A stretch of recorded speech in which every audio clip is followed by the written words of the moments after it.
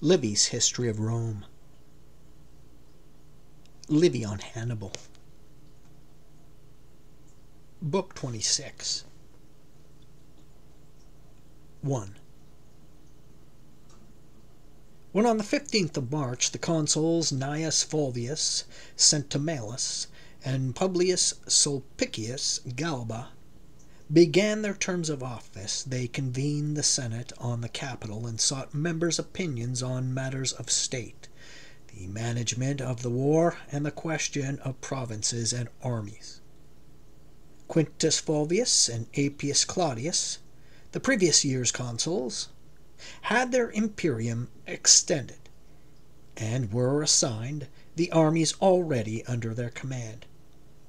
They were also instructed not to break off the blockade of Capua until they had captured the city.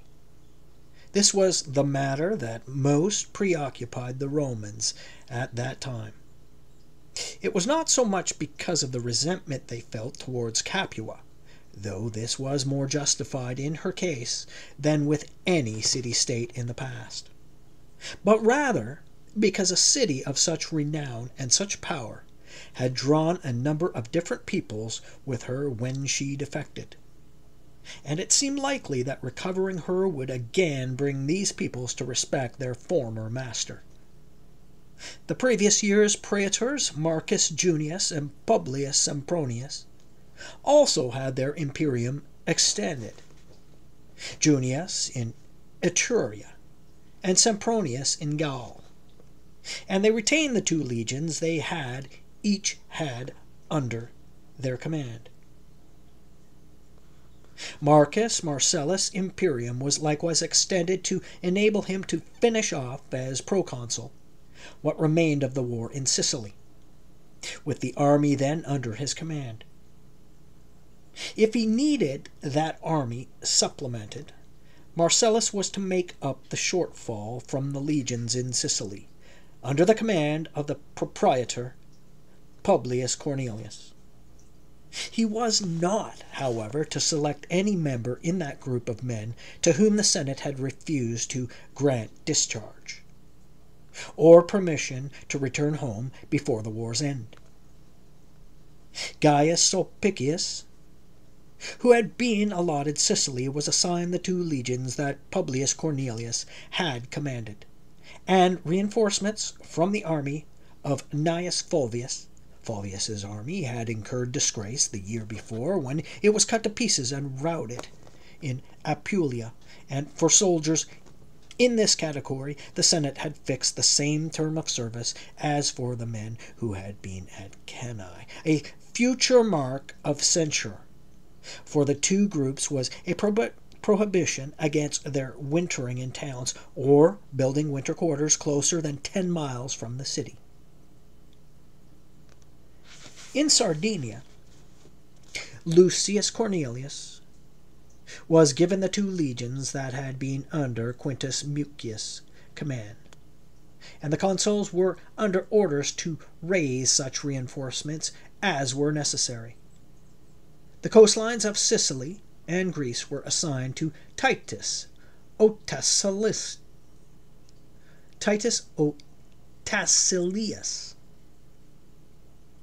and Marcus Valerius, along with the legions and fleets that were already under the command. Greece having 50 ships and 1 legion, Sicily 100 ships and 2 legions. Land and sea operations were that year conducted with 23 Roman legions. 2. At the beginning of the year, the letter of Lucius Marcius was brought up in the Senate. The Senate found his achievements outstanding, but how he styled himself caused widespread offense among the members because he had written from the propraetor to the Senate, when his command had been neither mandated by the people nor authorized by the Senate.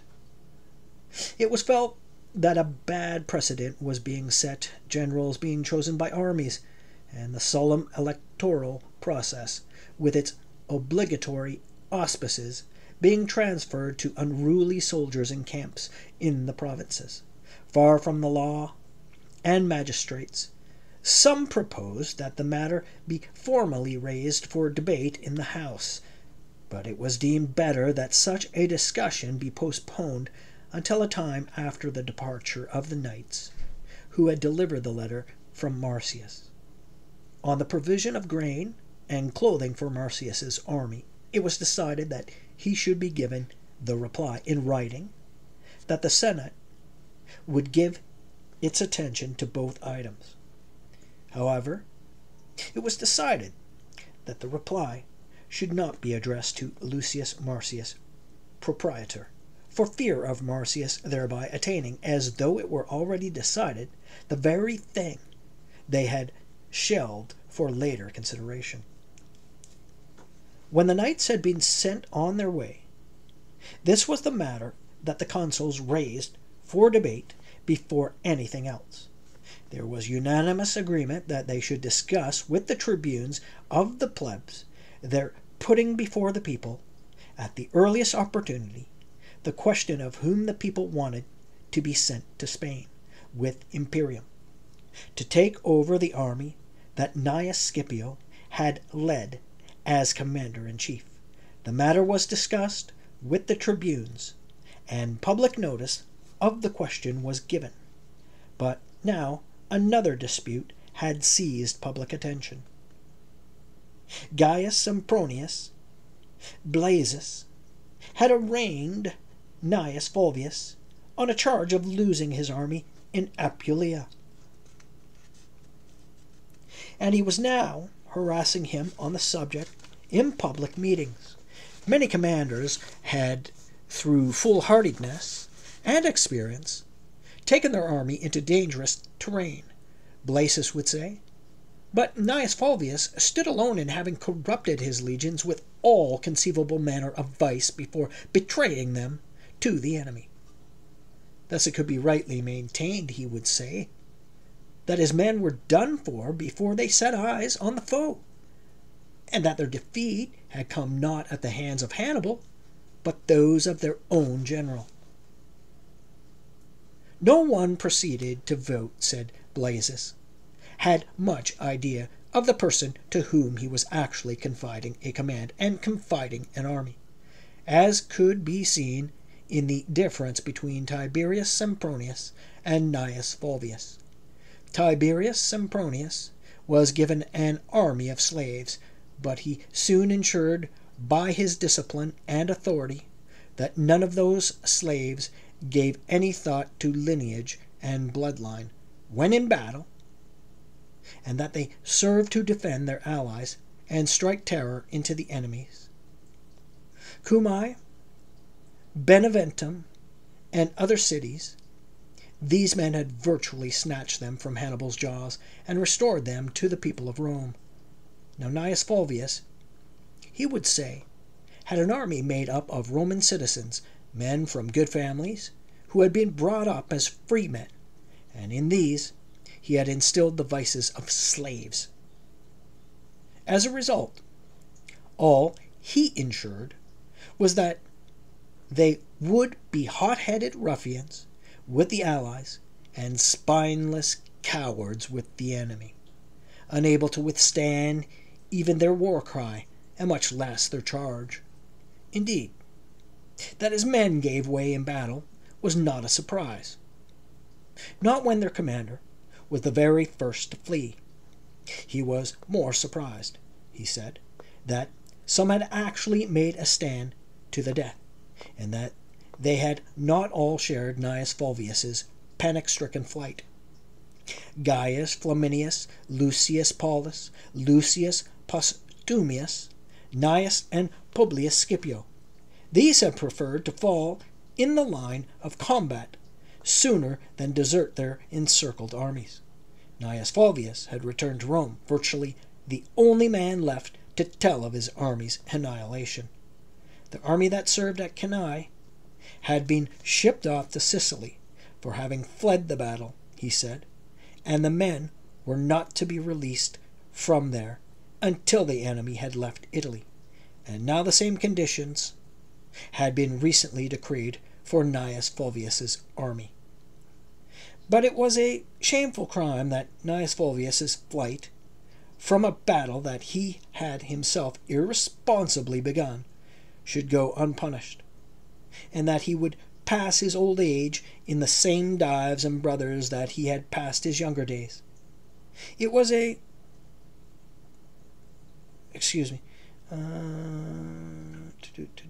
But it was a shameful crime that Gnaeus Fulvius' flight from a battle that he had himself irresponsibly begun should go unpunished, and that he would pass his old age in the same dives and brothels that he had passed his younger days. It was a crime that his men, whose only wrong was to have imitated their commander, should be virtually sent into exile and made to submit to dishonorable service. So different at Rome was freedom for the rich and freedom for the poor, so different for a man who had held office and a man who had not.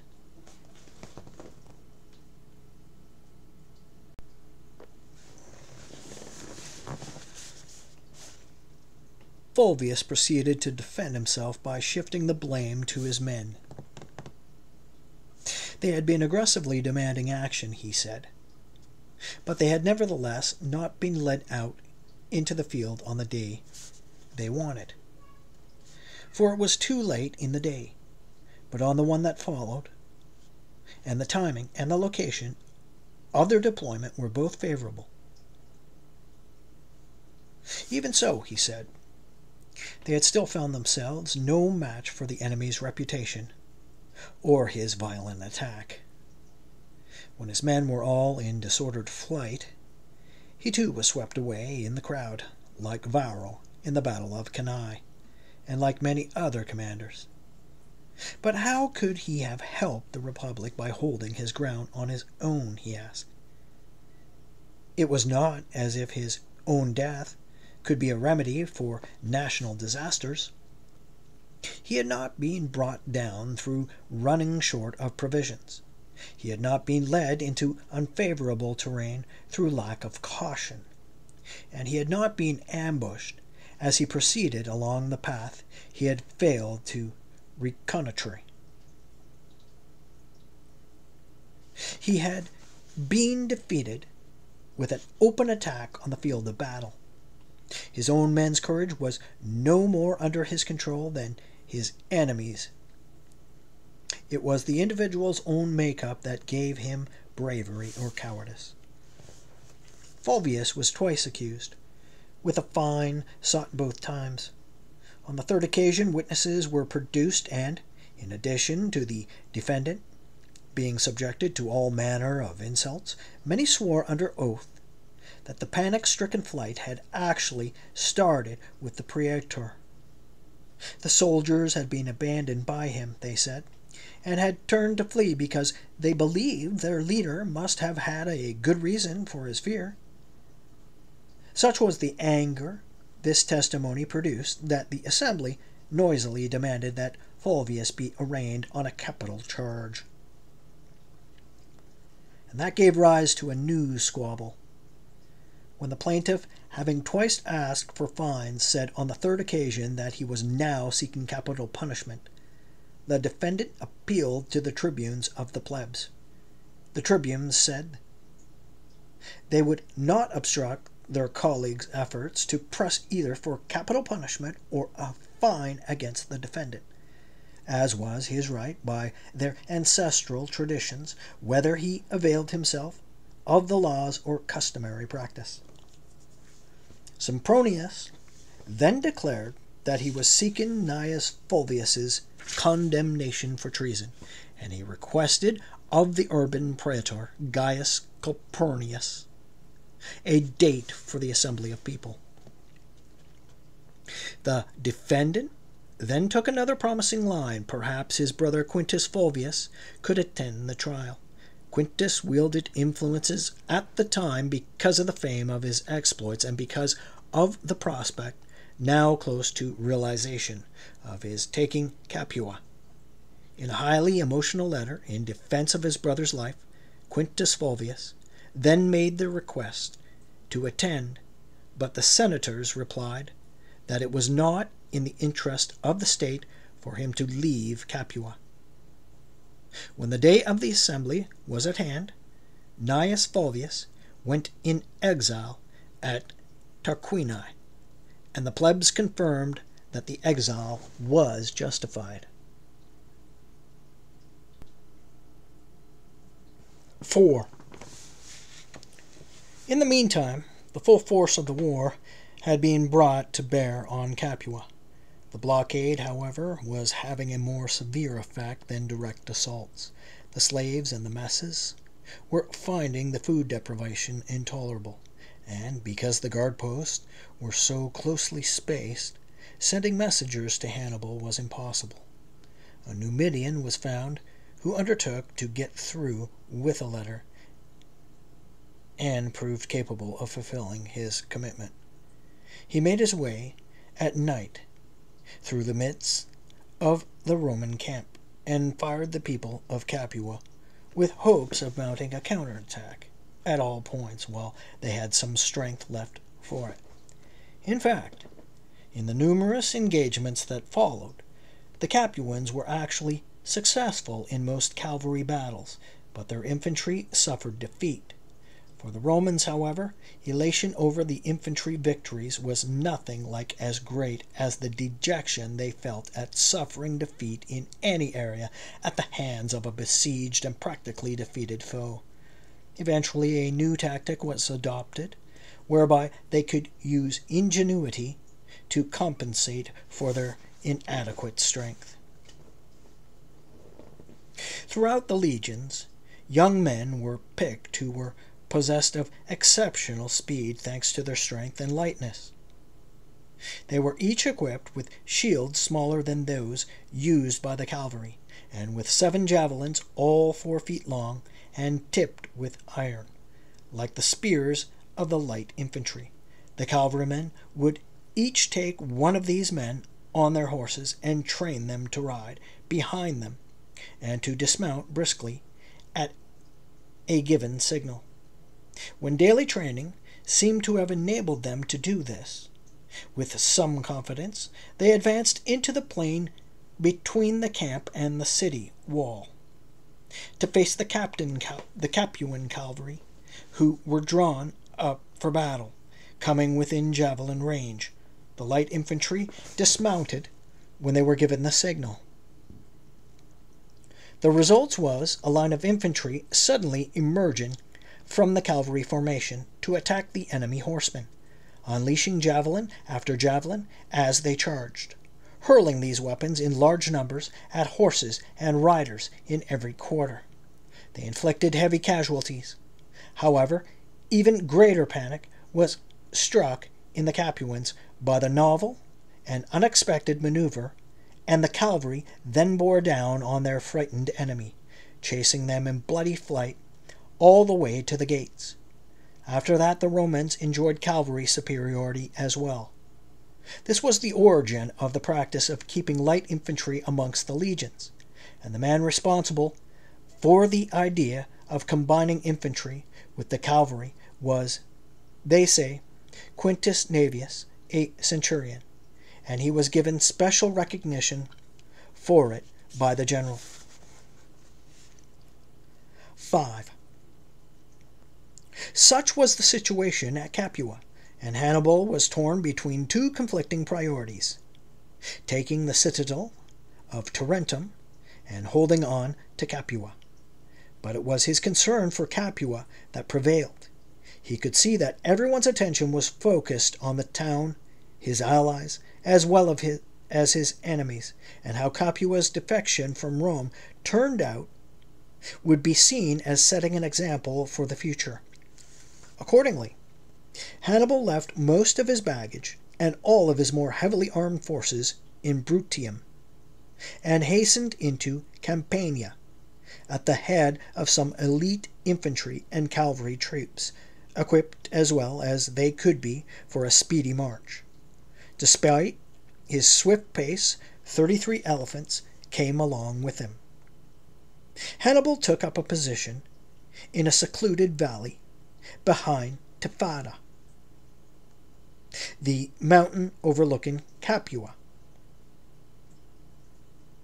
On his arrival, he took the stronghold of Calatia, expelling his garrison, and then marched on the force blockading Capua. He sent messengers ahead to the town to announce the time at which he would assault the Roman camp. He wanted the townspeople to be ready for a sortie, and to synchronize the charge from all the gates with his attack. And in fact, he struck great fear into the Romans, for Hannibal himself attacked on one side, while on the other the Capuan cavalry and infantry came charging out in full force, and along with them the Carthaginian garrison that was under the command of Bostar and Hanno. It was an alarming situation for the Romans, and not to leave any point undefended by a simultaneous rush in one direction, they divided their forces. Appius Claudius faced the Capuans, and Quintus Fulvius faced Hannibal. The propraetor, Gaius Nero, was stationed with the cavalry of 6 legions on the road leading to Suessa, and the legate, Gaius Fulvius Flaccus, with the allied cavalry, was close to the river Volturnus. It was not just the customary battle cry and clamor that marked the start of this particular engagement.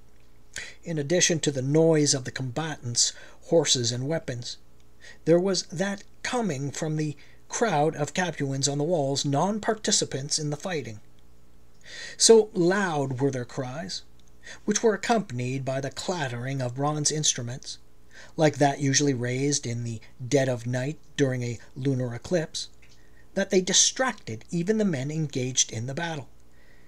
Appius easily kept the Capuans away from the rampart, but the pressure was greater on the other side, where Fulvius faced Hannibal and the Carthaginians. In that sector, the 6th Legion gave ground, and in giving way permitted a Spanish unit with 3 elephants to reach the rampart. This unit had broken through the Roman center, and was now weighing up its hopes against the possible danger. Hopes of breaking into the camp, on the one hand, and the danger of being cut off from its own side on the other. Seeing the fright this instilled in the legion, and the danger the camp was facing, Fulvius urged Quintus Navius and other first centurions to attack the enemy unit that was in combat beneath the rampart. It was a critical situation, Fulvius told them. They faced the alternatives of letting through the enemy, and these would find it less of a challenge to break into the camp than they had found breaking through the compact Roman line, or else finishing them off beneath the rampart. That, he said, would not involve a great fight. The enemy were few in number, and were cut off from their own men. In addition, while the Romans panicked, their own line had apparently been broken, and if the 2 parts of it now turned to face the enemy on either side, they would catch him in a pincer movement. When Navius heard his commander's words, he grabbed the standard of the 2nd maniple of the hastati from the standard bearer, and carried it towards the enemy, threatening to hurl it into their midst if his men did not swiftly follow him and join the fight. He was a mountain of a man, and his weapons made him all the more impressive. In addition, the standard that he held high in the air had attracted the attention of citizen and enemy alike. When he reached the ranks of the Spaniards, however, Navius became the target of spears hurled from every direction, and practically the whole of the enemy line converged on him alone. Even so, neither enemy members nor the barrage of weapons could stem the man's charge. 6. The legate Marcus Attilius now proceeded to carry towards the Spanish unit the standard of the 1st maniple of that same legion. Meanwhile, the legates in charge of the camp, Lucius Porcius Licinus and Titus Pompilius, were putting up a spirited defense before the rampart, and they dispatched some of the elephants right on the rampart as these were crossing over. The ditch was now filled with the animals' carcasses, offering the enemy a passageway, as though a mole or bridge had been laid down for them. And there, over the supine bodies of the slaughtered elephants, a furious and bloody struggle broke out. On the other side of the camp, the Capuans and the Punic garrison had already been pushed back, and fighting was going on right up to the Capuan gate that faced the river Volturnus. The armed resistance the Romans met as they tried to break into the town was less of a problem than the fact that the gate was equipped with ballistas and scorpions, which kept the enemy at bay with their projectiles. The Roman thrust was further obstructed when the general Appius Claudius was wounded. Urging on his men at the front, he was struck by a Gallic javelin in the upper chest, below the left shoulder. Even so, large numbers of the enemy were killed before the gate, and the remainder were driven panic-stricken into the city. And when Hannibal saw his Spanish unit being cut to pieces and the enemy camp defeated with the maximum effort, he abandoned his attack. He proceeded to recall his forces and turn his infantry back, setting cavalry to their rear to prevent enemy pressure on them as they withdrew. The legions were all for pursuing the foe, but Flaccus ordered the retreat to be sounded. He thought two ends had been sufficiently achieved, making the Capuans aware of how little support was to be had from Hannibal, and making Hannibal aware of it too. Authors who cover this battle list the enemy casualties on that day as 8,000 from Hannibal's army and 3,000 Capuans, with 15 standards taken from the Carthaginians and 18 from the Capuans. In other authors, I have found the battle to be nothing like as momentous. They claim that it was more of a scare than a real fighting, and it was occasioned by the Numidians and Spaniards unexpectedly breaking into the Roman camp with elephants. The elephants, trumpeting loudly, trampled down the tents as they passed through the center of the camp, and stampeded the beasts of burden which broke their tethers. These sources also claim that in addition to the confusion, there was some trickery afoot. Men dressed as Italians and familiar with the Latin language were sent amongst the Romans by Hannibal to tell them, in the name of the consuls, to look out for their own safety and run for the nearest hills, since the camp had been lost.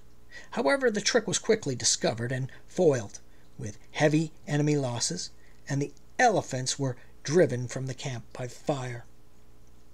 Whatever the details of its beginning and end, this was the final battle before the capitulation of Capua.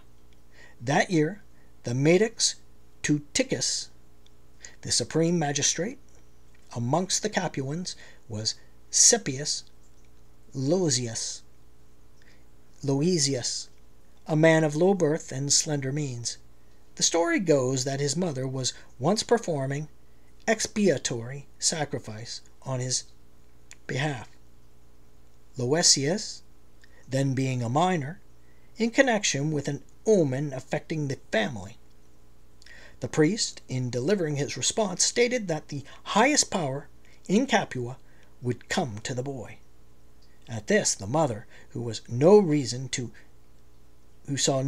to entertain such hopes, remarked, "You must be saying that the people of Capua will be in a sorry state at the time when their top office comes to my son." This snide interpretation of a prophecy that came true turned out to be true itself. When the Capuans were hard-pressed by starvation and the sword, and no hope of resistance remained, all those born to the expectation of public offices were turning them down, complaining that Capua had been abandoned and betrayed by its dignitaries. Loesius, became the first.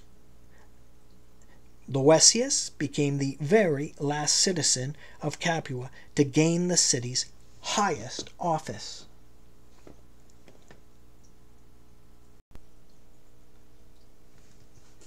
Seven. Hannibal saw that it was no longer possible to lure the enemy into an engagement or break through their lines to reach Capua, and fearing the new consuls might cut off his supplies, he decided to abandon his failed venture and move camp away from the city. He thought long and hard about where to go from there, and the urge took him to head for Rome, the very epicenter of the war. This had ever been his wish, but he had let the opportunity slip after the Battle of Cannae, a criticism that others leveled at him, the truth of which he did not himself conceal. He felt that, if there were a sudden outbreak of panic and public disorder, seizing some section of the city was not beyond his hopes, and if Rome were threatened, then both Roman commanders, or one at least, would immediately abandon Capua. And if they split their troops, they would, by weakening both parts, give him or the Capuans some chance of success. Only one matter was causing him some anxiety. The Capuans might immediately capitulate when he withdrew. Hannibal bribed a Numidian, who was prepared to undertake any risky venture, to take a letter, enter the Roman camp, posing as a deserter, and then slip furtively away on the other side of the camp to Capua. The letter was full of encouragement. His leaving would prove their salvation. Hannibal told the citizens it would divert the Roman leaders and their armies from the siege of Capua to the defense of Rome. He told them not to be dismayed. By just holding out for a few days, they would raise the entire siege. He then ordered ships to be commandeered on the river Volturnus and brought up to a fort that he had built earlier as a guard post. Informed that these vessels were so numerous that his army could be ferried over in a single night, he had 10 days' worth of rations prepared, and, leading his legions to the river by night, shipped them over before dawn. 8. Fulvius Flaccus had received intelligence on the operation from deserters before it took place, and had then reported it in a dispatch to the Senate in Rome, where reactions to the news varied according to the people's temperaments. This being a serious crisis, the Senate was naturally convened immediately, and at the meeting, Publius Cornelius, whose surname was Asina, with no thought for Capua or anything else, simply advocated the recall of all generals and armies from everywhere in Italy for the defense of Rome. Fabius Maximus felt a withdrawal from Capua and allowing themselves to be intimidated by Hannibal and led around at his beck and call was disgraceful. Hannibal had not had the nerve to march on the city, even after his victory at Cannae, he said, and now he had conceived the hope of taking the city of Rome after being driven from Capua. No, the goal of his march was not to lay siege to Rome, but to raise the siege of Capua, he said. As for Rome, Jupiter was witness to the treaties broken by Hannibal, and he and the other gods would defend her with the army already in place in the city. In this clash of opinions, it was the compromise position of Publius Valerius Flaccus that prevailed. Flaccus remained focused on the two situations. and proposed sending a letter to the generals at Capua. This would apprise them of the resources available for the defense of Rome. But then the generals themselves best knew the size of the force Hannibal was bringing, and so how great an army was needed to invest Capua. Perhaps one of them, and some of the troops, could be sent to Rome without compromising the siege of Capua, which would be conducted by the general and troops that remained. If so, then Claudius and Fulvius should agree on who should continue the siege, and who should come to Rome to prevent a blockade of their native city. This decree of the Senate was brought to Capua, and it was the proconsul Quintus Fulvius who was obliged to return to Rome, his colleagues being incapacitated with a wound. Fulvius selected men from the three armies and crossed the Volturnus with about 15,000 infantry and 1,000 cavalry. Reliably informed that Hannibal would proceed from there along the Latin Way, he sent messengers ahead through the townships on the Appian Way, and those in its vicinity, Setia, Cora, and Lanuvium, ordering the people to have provisions stockpiled in the towns, and in the case of the more remote farms, to bring them to the road. The inhabitants were also to muster troops for the towns so that each community could look after itself. 9. On the day he crossed the Volturnus, Hannibal pitched camp not far from the river, and the next day he came past Calais into the territory of the Sidicini. He spent a day plundering the countryside, and then took his army along the Latin Way through the country of Suessa, Alaphi, and Cassinum. He remained encamped for 2 days before the walls of Cassinum and conducted widespread raids. He next came past Interama and Aquinum to the river Liris in the territory of Fregellae, where he found that the bridge had been broken down by the people of Fregellae to retard his progress. Fulvius, too, had been held up by a river, he by the Volturnus. The boats here had been burned by Hannibal, and because of the dire shortage of timber, Fulvius had problems putting together rafts to ferry over his army. Once the army was taken across on the rafts, however, the rest of Fulvius' march went off without a hitch, for generous quantities of supplies had been left out for him along the road, as well as in the towns, and the men, remembering that they were marching to the defense of the fatherland, enthusiastically urged each other to pick up the pace. At Rome, meanwhile, a messenger from Fregellae, who had made a non-stop journey of a day and a night, brought sheer panic to the city. But people, running about, adding pure fiction to what they had heard, threw the entire city into even greater turmoil than had the initial report of danger. It was now not just a matter of women's lamentations being heard coming from private homes. All over the city, married ladies poured into the streets and ran around the shrines of the gods. They swept the altars with their disheveled hair, and they fell on their knees with hands held palm up to heaven and the gods, and they begged the gods to rescue the city of Rome from the hands of the enemy, and save Roman mothers and little children from abuse. The Senate put itself at the disposal of the magistrates in the forum, in case they wanted to bring up any business. Some were given military assignments, and went off to discharge their various duties. Others volunteered themselves for any service they could usually perform. Defensive units were posted on the citadel, the Capitol, the walls, and around the city, even on the Alban Mount and the citadel of Apulia.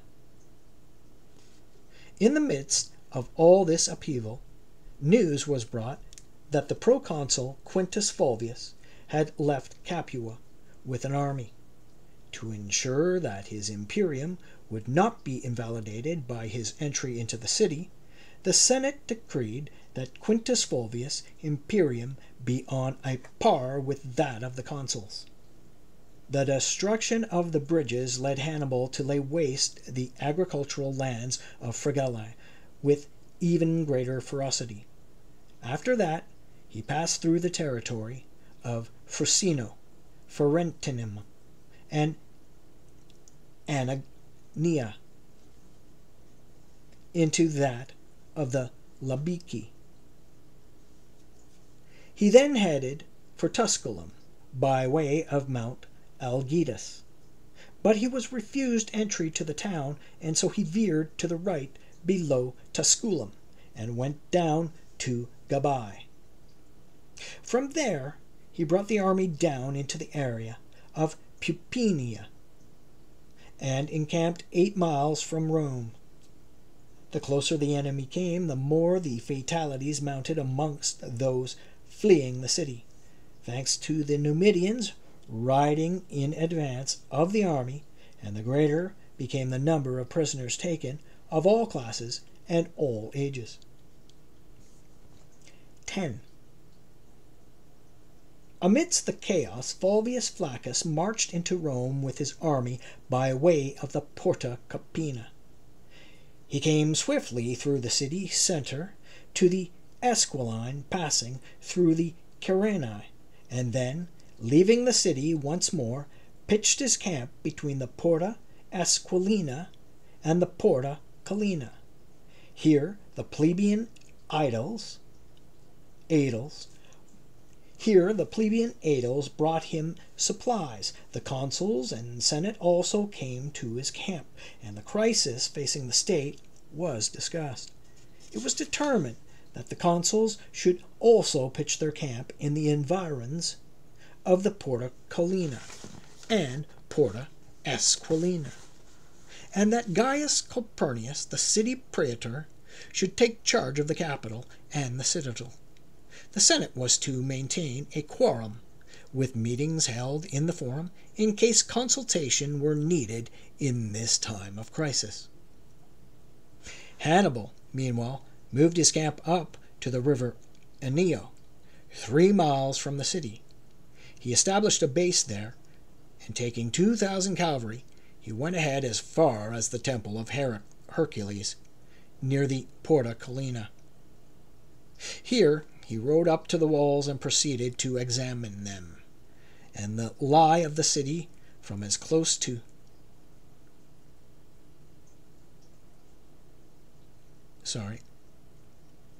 Here he rode up to the walls and proceeded to examine them, and the lie of the city from as close a point as he could. To Flaccus it seems outrageous that Hannibal should be doing this so brazenly and so nonchalantly, and so he unleashed some cavalry against him, with orders to push back the enemy cavalry from the city and drive them back to their camp. After battle was joined, the consuls ordered some Numidian deserters, of whom there were at the stage about 1,200 on the Aventine, to go through the city centre and cross the Esquiline.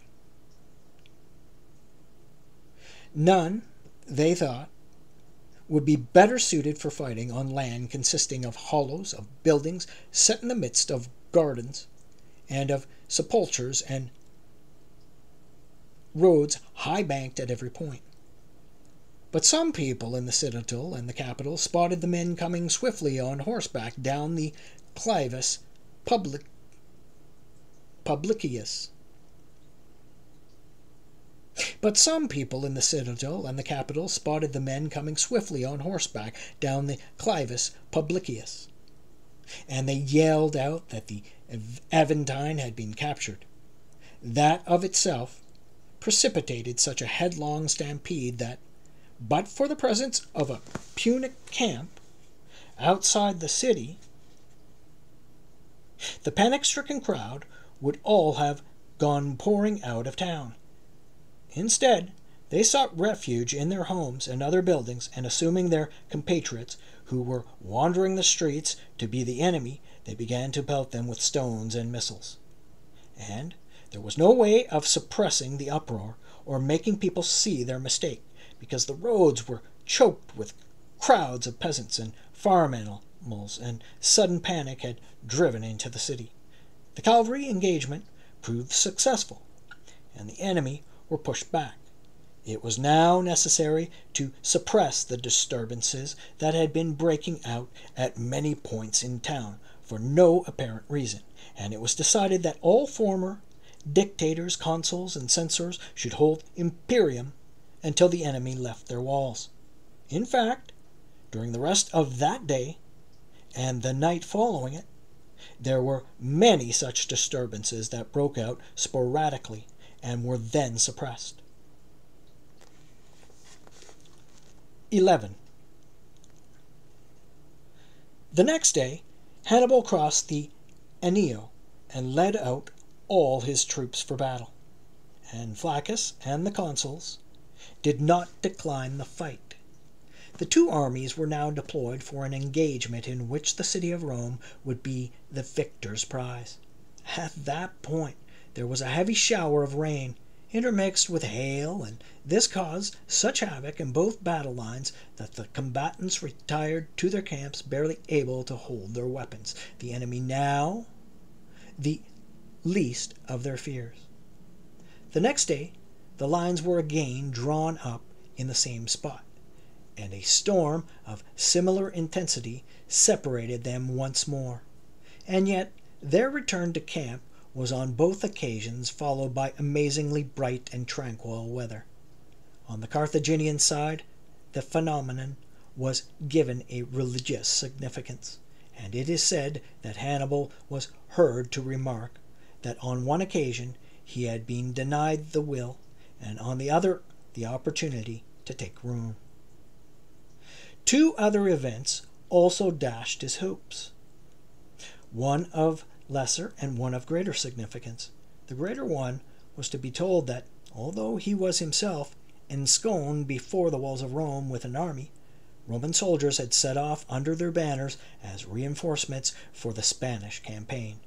The lesser one was learning from a prisoner of war that, at about that time, the land on which he was encamped had by chance been sold, but that, despite the circumstances, there was no diminution in its price. That a buyer should have been found in Rome for land that had been taken in war, land that was firmly in his possession, struck him as so outrageously presumptuous that he immediately summoned an auctioneer and ordered the bankers' shops around the forum to be put up for sale. All this prompted Hannibal to pull back his camp to the river Tutia, 6 miles from the city. From there, he marched to the grove of Feronia, whose temple at that period was famous for its wealth. The people of Capena and others in the neighborhood of the shrine used to bring to the temple their first fruits and other gifts according to their resources, and they kept it well endowed with gold and silver. At that time the temple was stripped of all those offerings. After Hannibal's departure, large heaps of bronze were found, since his soldiers were drawn by a pious contrition to lay down pieces of the metal. There is no disagreement in our sources over the actual pillaging of the temple. Coelius records that Hannibal stopped off there on his way to Rome from Iretum, and he has him coming by way of Amiternum, Cotali, and Riate. According to Coelius, Hannibal came to Samnium from Campania, and from Samnium into Pelagian territory. He then went past the town of Solmo into the land of the Marrucini, and from there the way of Album territory into that of the Marsi, after which he reached Amiternum and the village of Feruli. There can, in fact, be no uncertainty over the route, either because the passage of such a great leader and such a great army could not have become confused in men's minds after so short an interval. And, in fact, there is agreement on this itinerary. The only point of disagreement is whether this was the path he took when he was coming to the city or when he was returning to Campania from the city.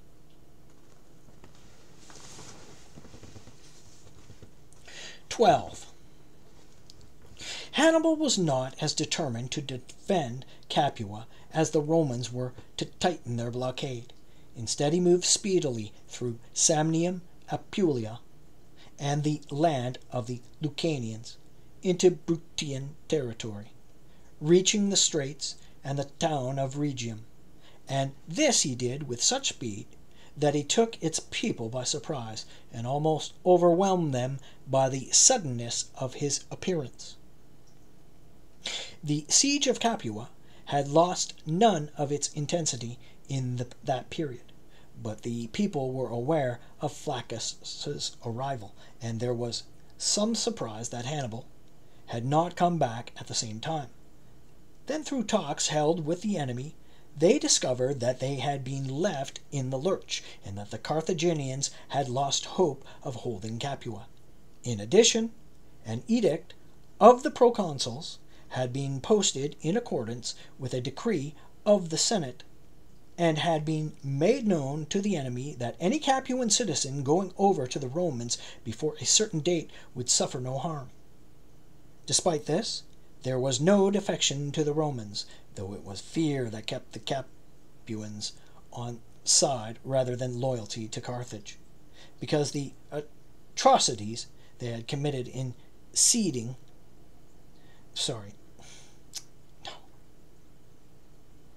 Despite this, there was no defection to the Romans,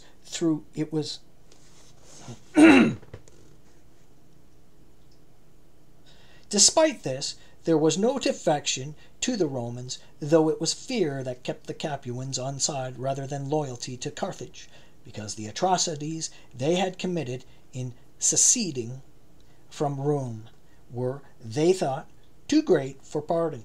But while nobody made an independent decision to go over to the enemy, there was no discussion of measures to be taken for their collective safety either. The aristocrats had left the government and could not be brought together for a Senate meeting, and in the top magistracy was a man who had brought no distinction upon himself by his own unfitness for office. In fact, he had diminished the effectiveness and authority of the position he held. By now, none of the leading people made an appearance even in the Forum or any other public place. They shut themselves away in their houses and every day awaited the downfall of their native city, along with their own destruction. Overall responsibility for operations had devolved upon Bostar and Hanno, the commanders of the Carthaginian garrison, and what concerned them was their own danger, not that of their allies. The two wrote a letter to Hannibal that was not just outspoken, but sharply critical, reproaching him not only with handing Capua to the enemy, but also with leaving them and their garrison to face all manner of torture. In going off into Bruttium, Hannibal was virtually turning his back on them, they said, so as not to have the capture of Capua before his eyes. And they added, it had still proved impossible to divert the Romans from the siege of Capua, even by an assault on the city of Rome. The Roman was far more dedicated an enemy than the Carthaginian was a friend. If Hannibal returned to Capua and made it the focus of the whole war, they assured him that they, along with the Capuans, would be ready to counterattack. It was not to fight people from Rhegium or Tarentum that they had crossed the Alps, they added, where there were Roman legions. That was where the Carthaginian armies ought to be. This was what had given them success at Cannae and at Trasimene, too, tackling the enemy head on, setting one's camp down next to his, and putting fortune to the test. The letter, written in these terms, was entrusted to some Numidians, who, on the promise of a reward, undertook the mission to deliver it. The Numidians came to Flaccus in his camp, posing as deserters, and the food shortages that had lasted so long in Capua meant that no one lacked a credible pretext for deserting, their plan being to wait for the right moment and then slip away. Suddenly, however, a Capuan woman came into the camp. She had been the mistress of one of the deserters, and she informed the Roman commander that the Numidians' desertion was a trick and that they were carrying a letter to Hannibal. She was, she said, ready to offer proof of the charge in the case of one of the Numidians, who had disclosed the affair to her. What a bitch. The man was brought, and at first he steadfastly claimed not to know the woman.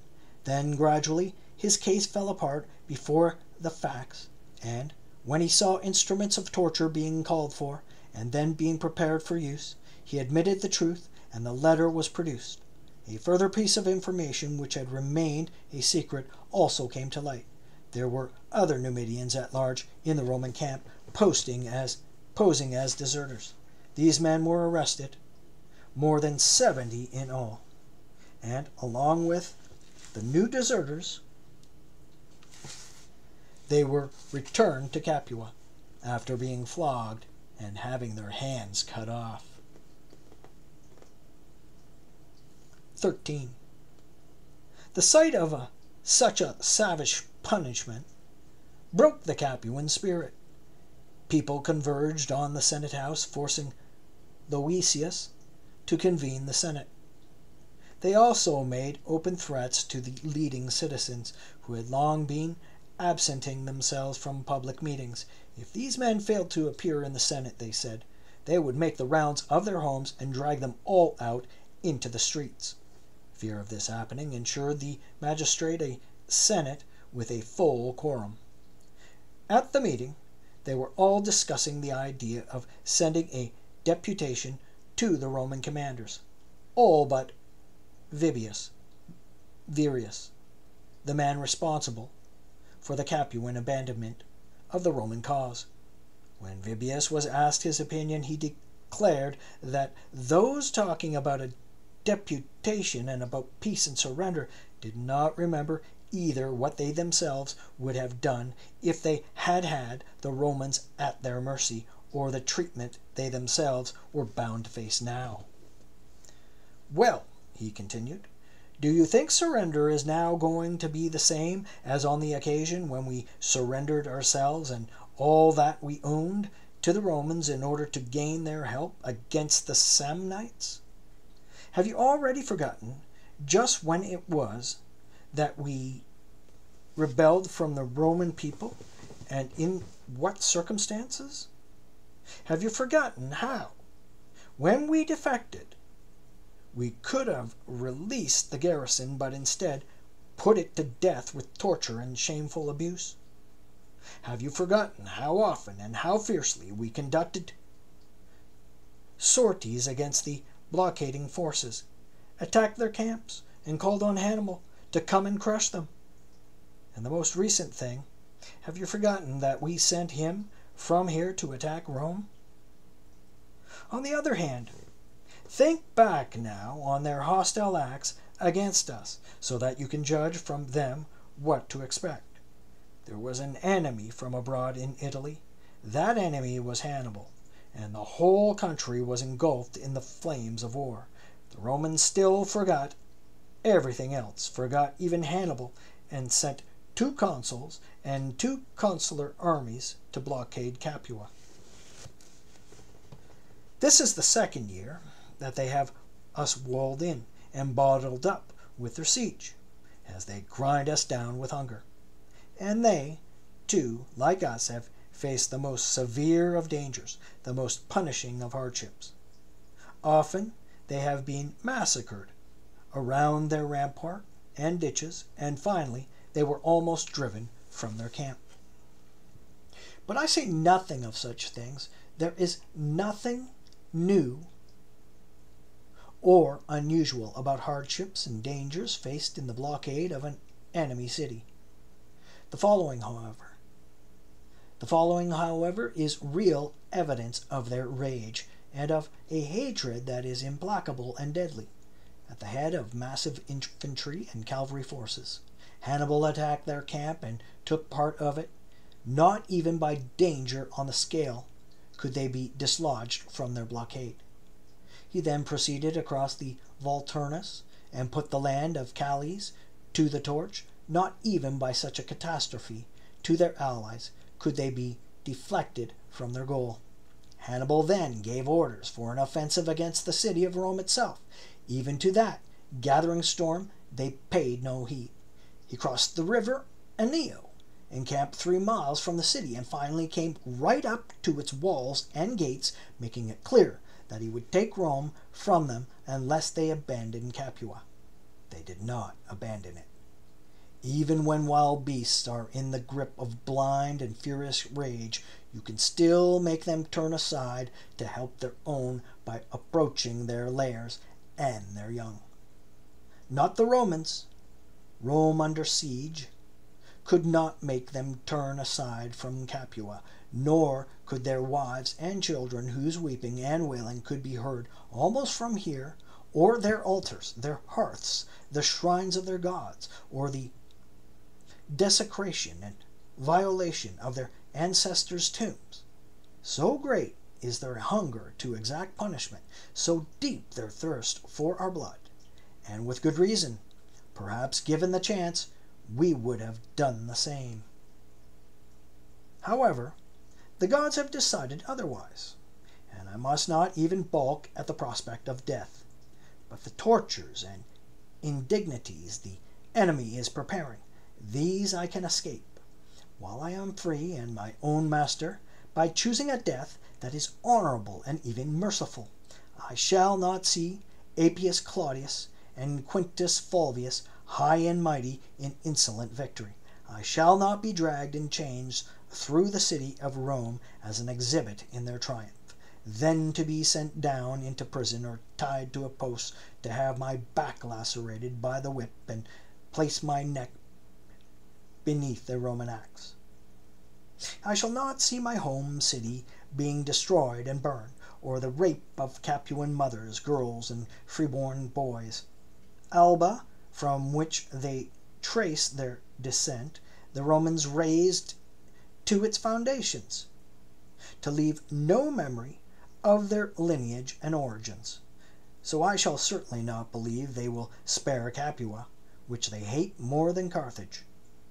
And so, for all those of you who intend to let death take them before they witness so many painful sights, a dinner has today been arranged and made ready at my house.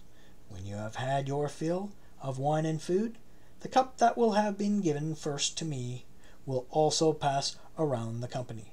That is a drink that will rescue your body from torment, your spirit from humiliation, your eyes and ears from all the painful and degrading sights and sounds that await the conquered. Men will be at hand to hurl our lifeless bodies on a pyre and will be lit in the courtyard of the house. This is the only path to death that is honorable and befitting a real man. Our enemies will marvel at our courage, and Hannibal, too, will recognize the fortitude of the allies he forsook and betrayed.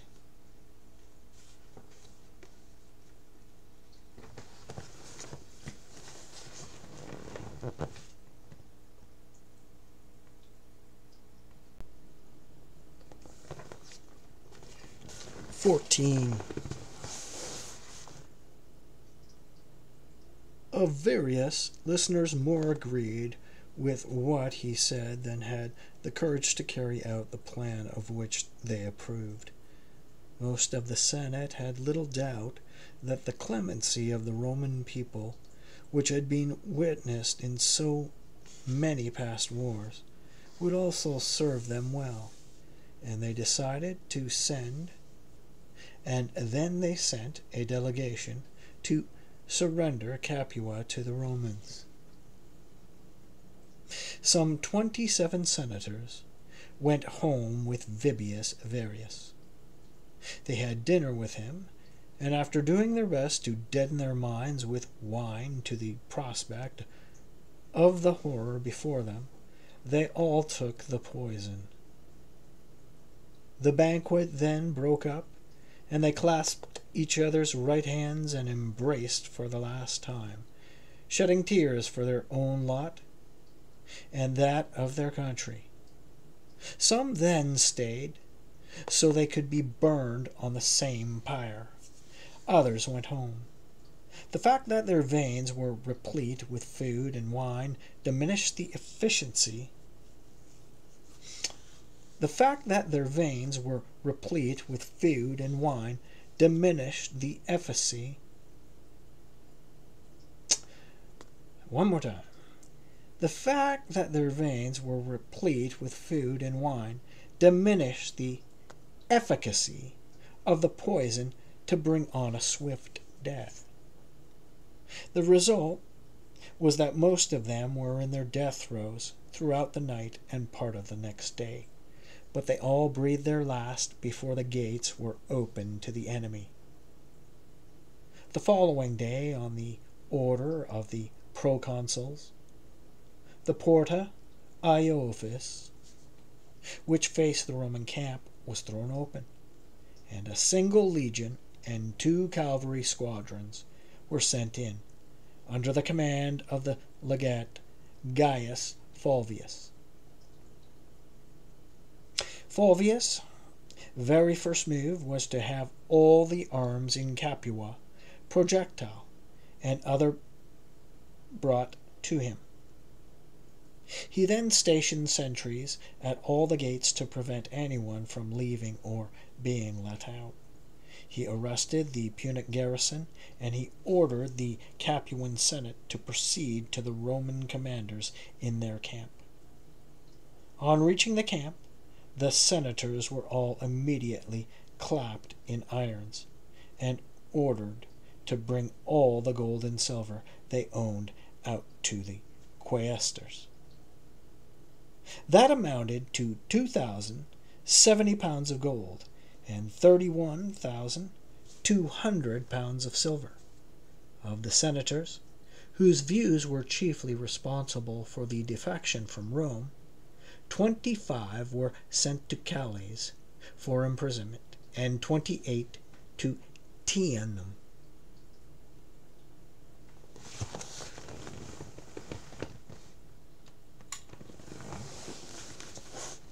15. On the punishment of the Capuan Senate, there was no agreement at all between Fulvius and Claudius. Claudius was amenable to the idea of a pardon, but Fulvius was more obdurate.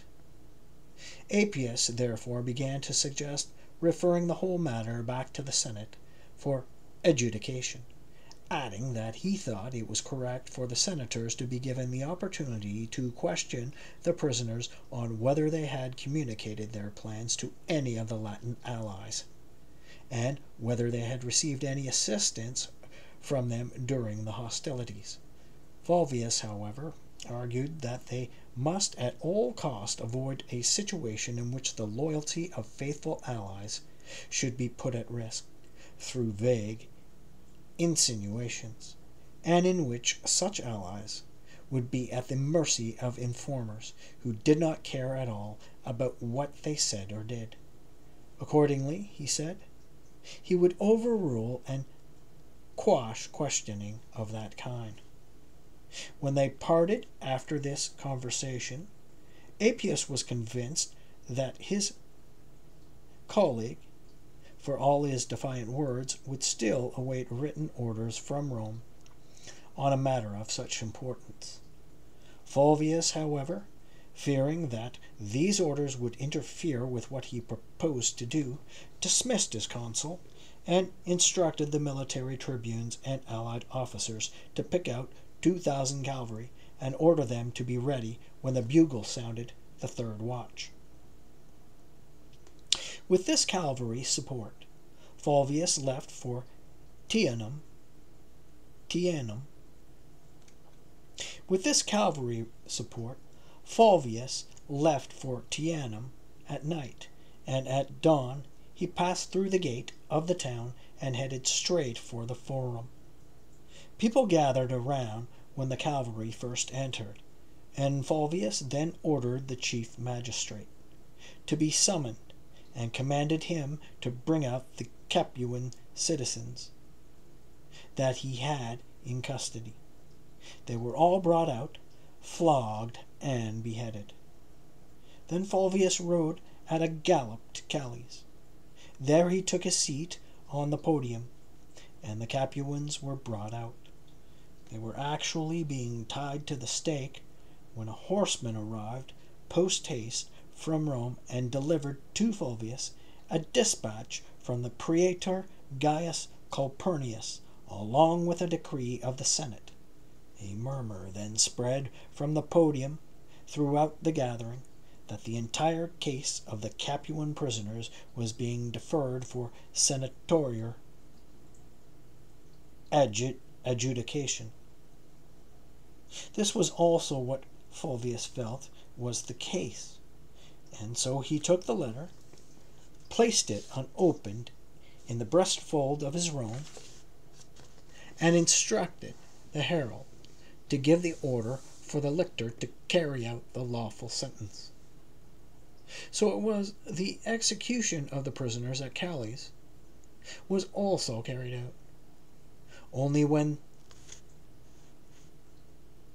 then were the letter and the senatorial decree actually read, too late to prevent something that had been speeded up by all possible means, just to make preventing it impossible.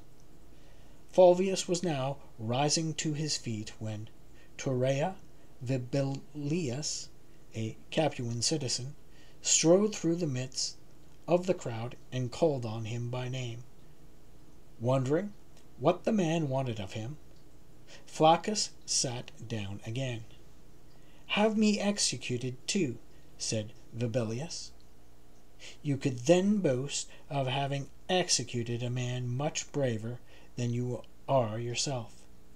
Flaccus declared the man was clearly out of his mind, and that anyway he was prevented from doing what he asked, even if he wished to, by the decree of the Senate.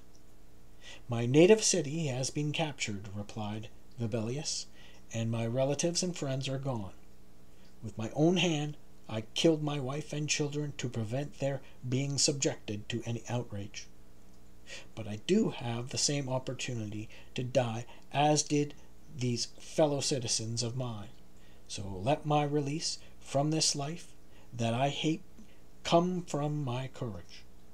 With that, he took the sword that he had hidden under his clothes and plunged it straight through his breast, falling dead before the general's feet. 16. Because the execution of the Capuans and several other things resulted from a decision unilaterally taken by Flaccus, some authors record that Appius Claudius was dead before the surrender of Capua. They add that this man, Torreia, did not come to Calais of his own volition, and did not die by his own hand, but that he had been tied to a stake along with the others, and that Flaccus had called for silence, because what the man was shouting could not be heard amidst the clamor. Then Torreia, reportedly made the declaration recorded above that he was a very brave man who was being put to death by one who was nowhere near his equal in courage. At this, the herald, on the proconsul's instructions, called out, "Lictor, apply the lash to the brave man, and carry out the lawful sentence on him first." Some sources also record that Fulvius read the senatorial decree before he conducted the execution, but the decree contained the rider, if the proconsul sees fit, he should refer the whole matter back to the Senate for adjudication, and he interpreted that as meaning that it had been left to him to decide what was now in the best interest of the state. From Calais, Fulvius returned to Capua and accepted the surrender of Atella and Calatia. There too punishment was melted out to the ringleaders. From Calais, Fulvius returned to Capua and accepted the surrender of Atella and Calatia. There too punishment was meted out to the ringleaders of the secession. But 70 leading members of the Senate were executed. Some 300 companion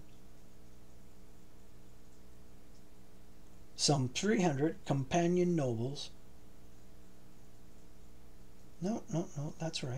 Some 300 companion nobles were imprisoned in Rome, and others, who were kept in custody throughout the cities of the Latin allies, met their end in various ways. The rest of the citizens of Capua were sold into slavery.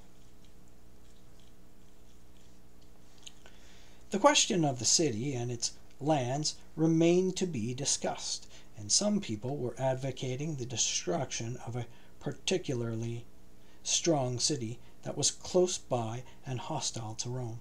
But immediately utilitarian considerations prevailed, and it owed its salvation to its agricultural land, which was widely recognized as the foremost in Italy for its overall productivity.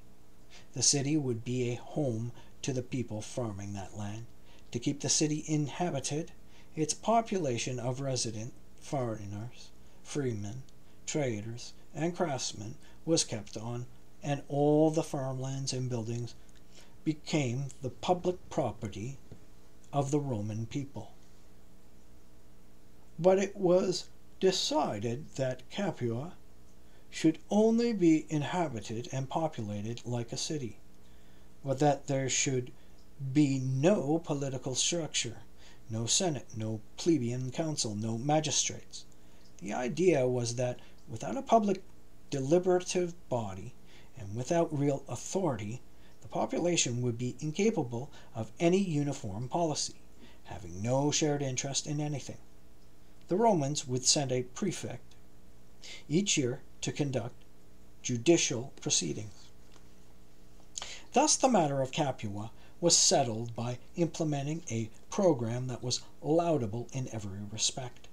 The punishment of the most blameworthy was harsh and swift, and the bulk of the citizen body was dispersed with no prospect of return.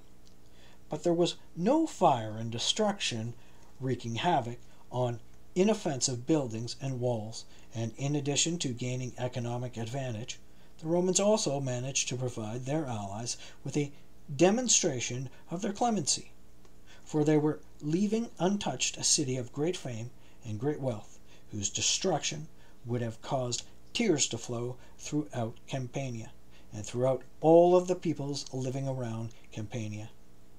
The enemy was obliged to admit the magnitude of Roman power when it came to punishing disloyal allies, and the complete inadequacy of Hannibal's assistance for those whom he had taken under his protection. 17. After fulfilling their duties in regard to Capua, the Roman senators issued a decree assigning troops to Gaius Nero. From the 2 legions that he had commanded at Capua, Nero was to have 6,000 infantry and 300 cavalry, which he could choose for himself. He was also to have the same number of infantry and 800 cavalry from the allies and those of Latin status. Nero put this army aboard ships at Puteoli and transported it to Spain. On reaching Tarraco with the fleet, he disembarked the troops, hauled the ships ashore, and to increase his number, armed his crews as well. He then left for the river Ebro, where he took over command of their army from Tiberius Fonteius and Lucius Marcius. From the Ebro he advanced on the enemy. Hasdrubal, son of Hamilcar, was encamped at the Black Rocks, an area in the land of the Occitani, between the towns of Illyrturgi and Mentisa.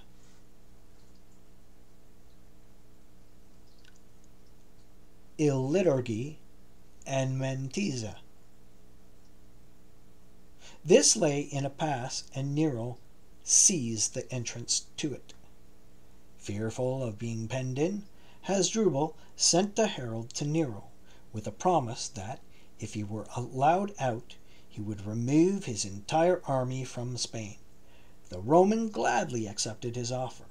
Hasdrubal then requested that the next day be set aside for a meeting, at which, in a face-to-face discussion, terms for the surrender of the citadels in the various cities could be drawn up, and the date set for the garrisons in them to be withdrawn, and for the Carthaginians to remove their property from them without penalty. His request granted, Hasdrubal immediately issued orders for his heaviest troops to make their way out of the pass by any means they could, as soon as darkness fell, and throughout the night after that. It was carefully arranged that not many leave that first night. Smaller numbers would by their silence be more capable of eluding the enemy and also of slipping away along narrow and difficult pathways. The 2 parties came to the meeting the following day, but since that day was consumed with inordinately long discussions and the intentional documentation of irrelevancies, it was then adjourned to the next. The oncoming night gave Hasdrubal further time to send out even more men, and not even on the following day did the business come to a conclusion. So it was that several days were spent on an open discussion of terms, and several nights on a clandestine evacuation of Carthaginians from the camp. Then, when most of the army had been evacuated, there was no longer Carthaginian support even for provisions they had initially proposed, with agreement less and less forthcoming, as their fear and honesty diminished in tandem. The time had now come when nearly all the infantry troops had left the pass, when at dawn one day a dense mist covered the whole pass and the plains around it. Seeing this, Hasdrubal sent a man to Nero to put off the meeting to the following day, claiming that the present day was one on which religion forbade Carthaginians to conduct any serious business. Not even then was there any suspicion of dishonesty, and Hasdrubal was spared that day. He thereupon immediately left camp with his cavalry and elephants, and slipped quietly away to safety. By about the 4th hour, the sun had dispersed the mist, and brought back the clear light of day, and the Romans set eyes on a deserted enemy camp. Only then did Claudius recognize the Punic trickery, and when he realized he had been hoodwinked, he followed hard on the heels of the departing Hasdrubal, ready to face him in regular battle. The enemy, however, refused to engage, though there were some skirmishes between the Punic rearguard and the advanced troops of the Romans.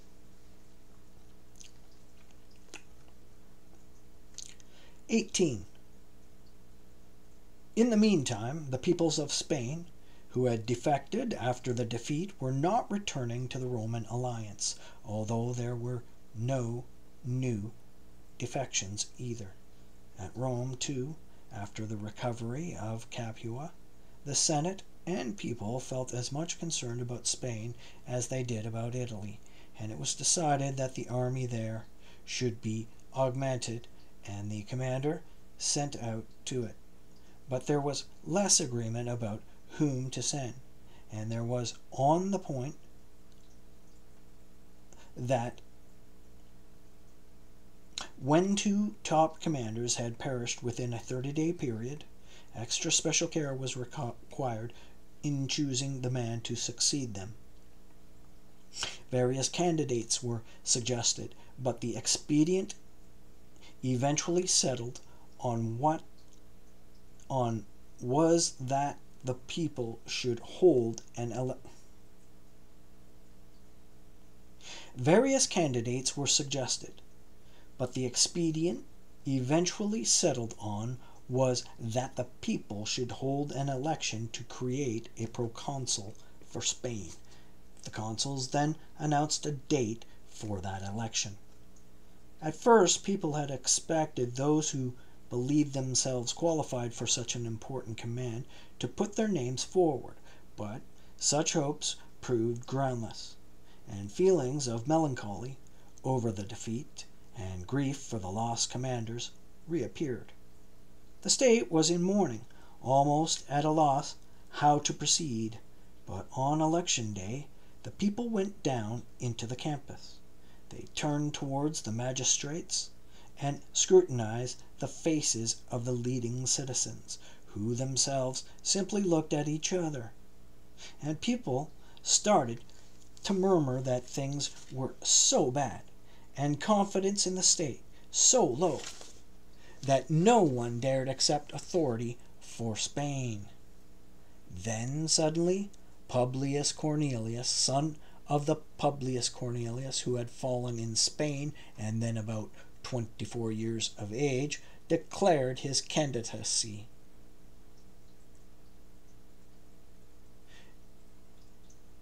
And stood on higher ground so he could be seen.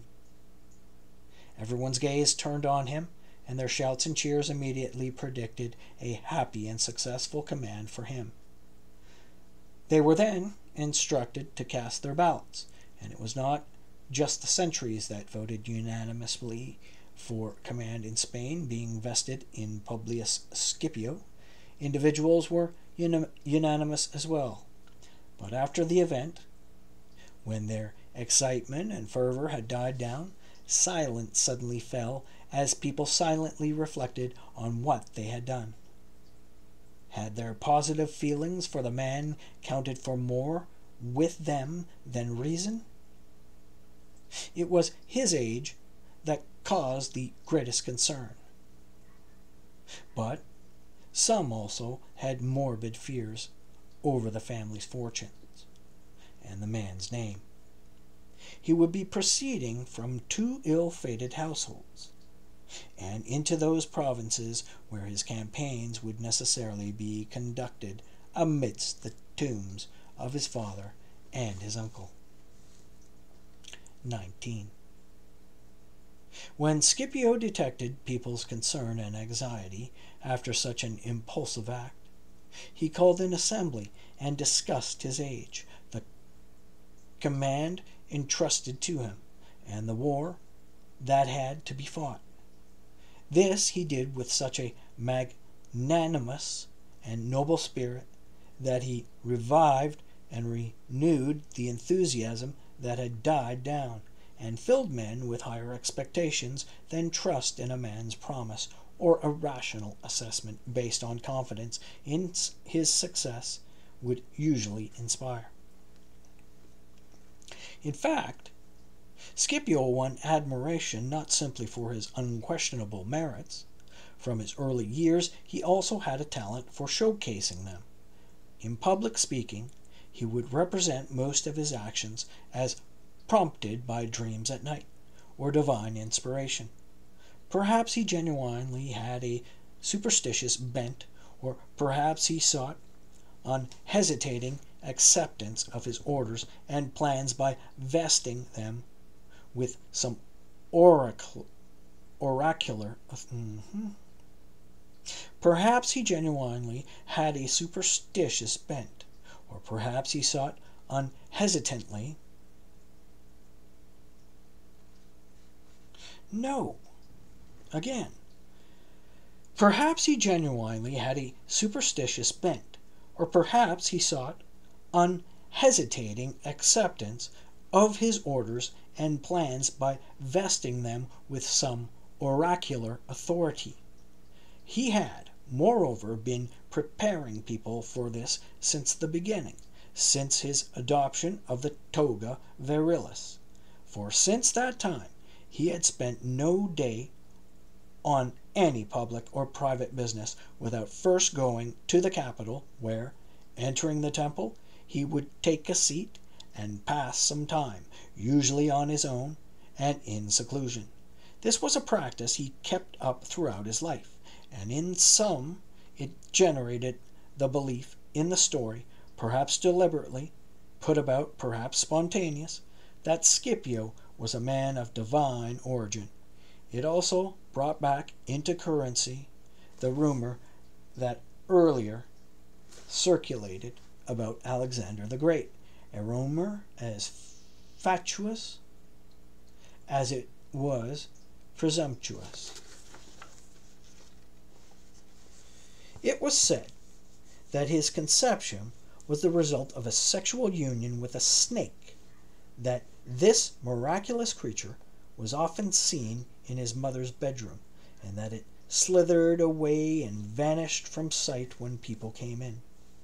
Scipio himself never ridiculed people's belief in these supernatural tales.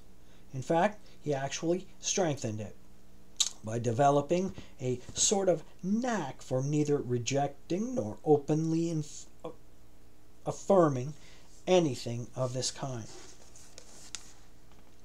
There were many other instances of this sort of thing, some genuine, some affected, that won this young man's superhuman admiration, and these were what, at that time, gave the state the confidence to vest such great responsibility and so great a command in a man by no means mature in years.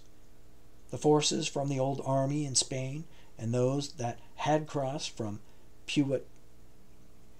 Puteoli and Gaius Nero were now augmented by 10,000 infantry and 1,000 cavalry, and Marcus Junius Silanus was assigned to Scipio to assist him in the campaign.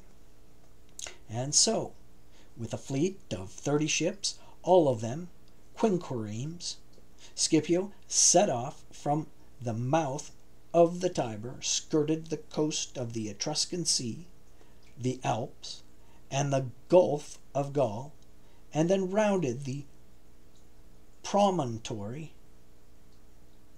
of the Pyrenees, putting ashore his troops at Emporiae, a Greek city, whose people also derive from Phocaea. Ordering his ships to follow, he set off overland from there and came to Torraco, where he held a meeting of all the allies, for delegations had flooded to him from every part of the province as soon as they got word of his coming. There he ordered the ships to be hauled ashore, sending back 4 triremes from Massilia that had, as a courtesy, escorted him from their home. Scipio then proceeded to give replies to the delegations whose peoples were perturbed by the many changes of fortune they had experienced. This he did in a stately manner that derived from a great confidence in his own abilities, but without letting slip a single arrogant word, and there was, in everything he said, great conviction, as well as great dignity.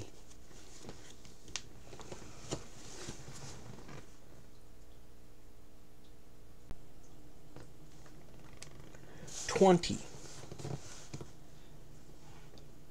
After setting off from Tarraco, Scipio paid visits both to allied communities and the army's winter quarters. There he was fulsome in his praise of the soldiers, even after the blow of 2 serious and successive defeats. He said, they had still held on to the province they had kept the enemy out of all the lands north of the Ebro, not allowing him to feel any of the benefits of his success, and they had steadfastly defended their allies. Scipio kept Marcius with him, showing him such respect as to make it plain that he feared nothing less than anyone standing in the way of his own glory. Silanus then succeeded Nero, and the new recruits were led into winter quarters. Scipio had been swift in making all the obligatory visits and doing everything that was necessary, and he now retired to Tarraco. He enjoyed no less a reputation amongst the foe than amongst his fellow citizens, and the allies, and the enemy also had some sort of premonition of what was to come, that brought a dread that was all the more intense because of their inability to rationalize their blind fear. The Carthaginians had left for winter quarters in different directions, Hasdrubal, son of Gisgo, going as far as Gades on the ocean, and Mago into the interior, specifically above the pass of Castuolo. The Carthaginians had left for winter quarters in different directions, Hasdrubal, son of Gisgo, going as far as Gades on the ocean, and Mago into the interior, specifically above the pass of Castulo.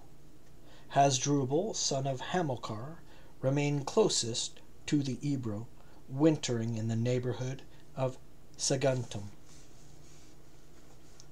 At the end of that summer, during which Capua was taken and Scipio arrived in Spain, a Punic fleet had been summoned from Sicily to Tarentum, in its efforts to cut off supplies to the Roman garrison in the citadel of Tarentum. This fleet had succeeded in blocking every approach to the citadel from the sea.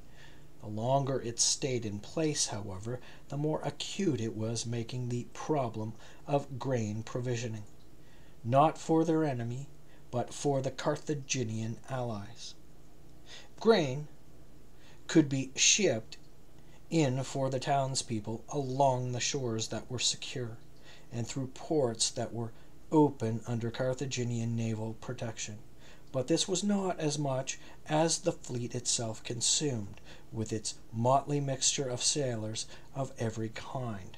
The upshot was that the garrison in the citadel, because of its small numbers, was able to survive on what had been stockpiled earlier, even without importing food, while even what was imported was insufficient for the Tarentines and the fleet. Eventually, the fleet moved off, leaving the townspeople more grateful than they were for its arrival, though this brought little relief to the food supply, since with naval protection gone, grain could not be imported. 21. At the end of the same summer, Marcus Marcellus, arriving in the city from his province in Sicily, was granted by the praetor Gaius Calpurnius an audience with the Senate in the temple of Bologna.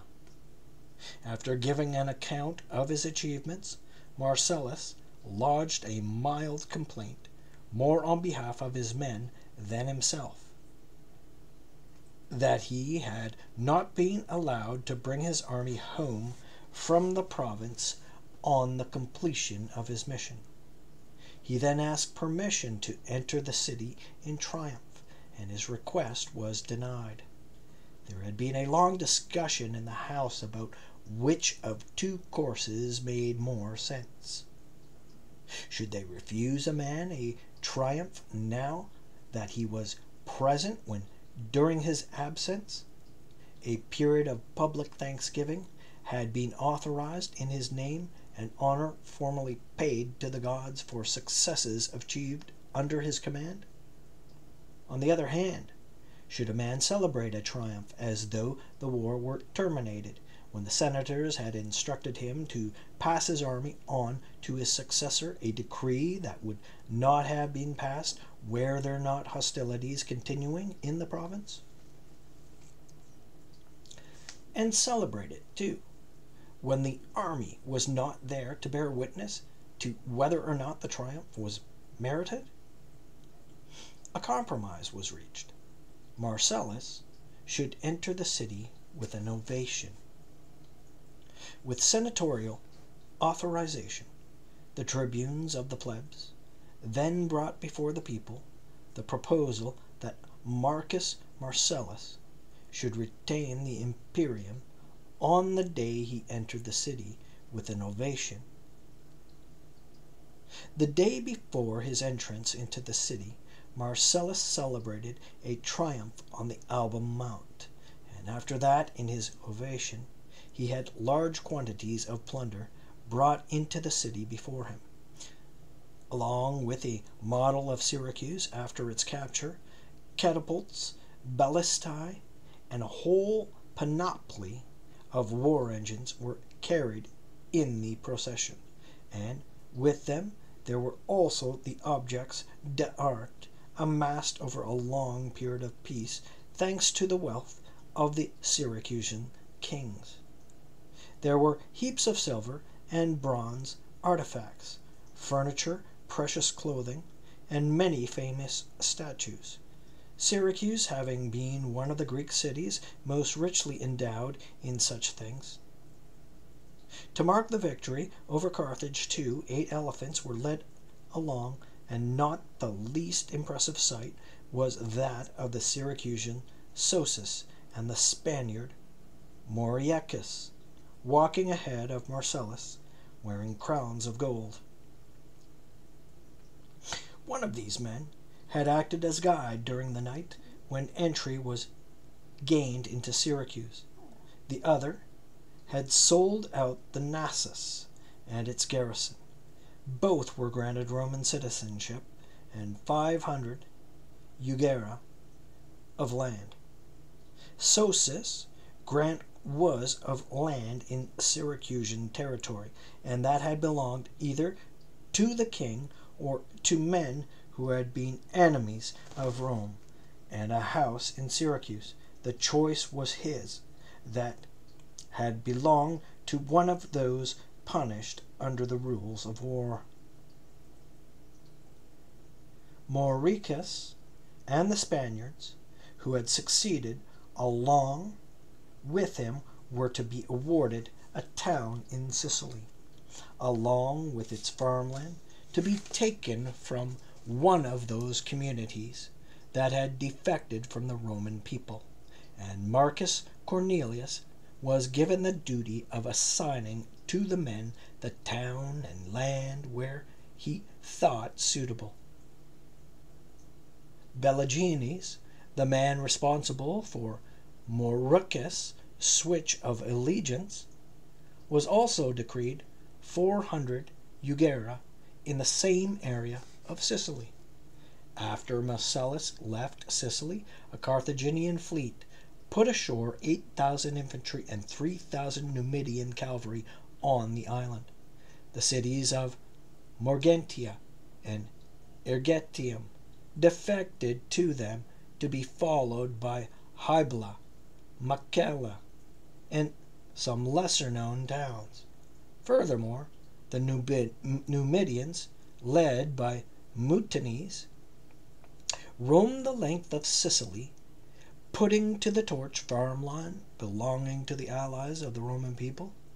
In addition, the Roman troops were resentful, partly because they had not been taken home from the province with their commander, and partly because they had been ordered not to take winter quarters in the towns. Accordingly, they showed little enthusiasm for their duties, and it was lack of a leader rather than lack of inclination that staved off mutiny. Facing these difficulties, the praetor Marcus Cornelius used a combination of reassurance and punishment to calm the men, and he also brought back under his control all the communities that had defected.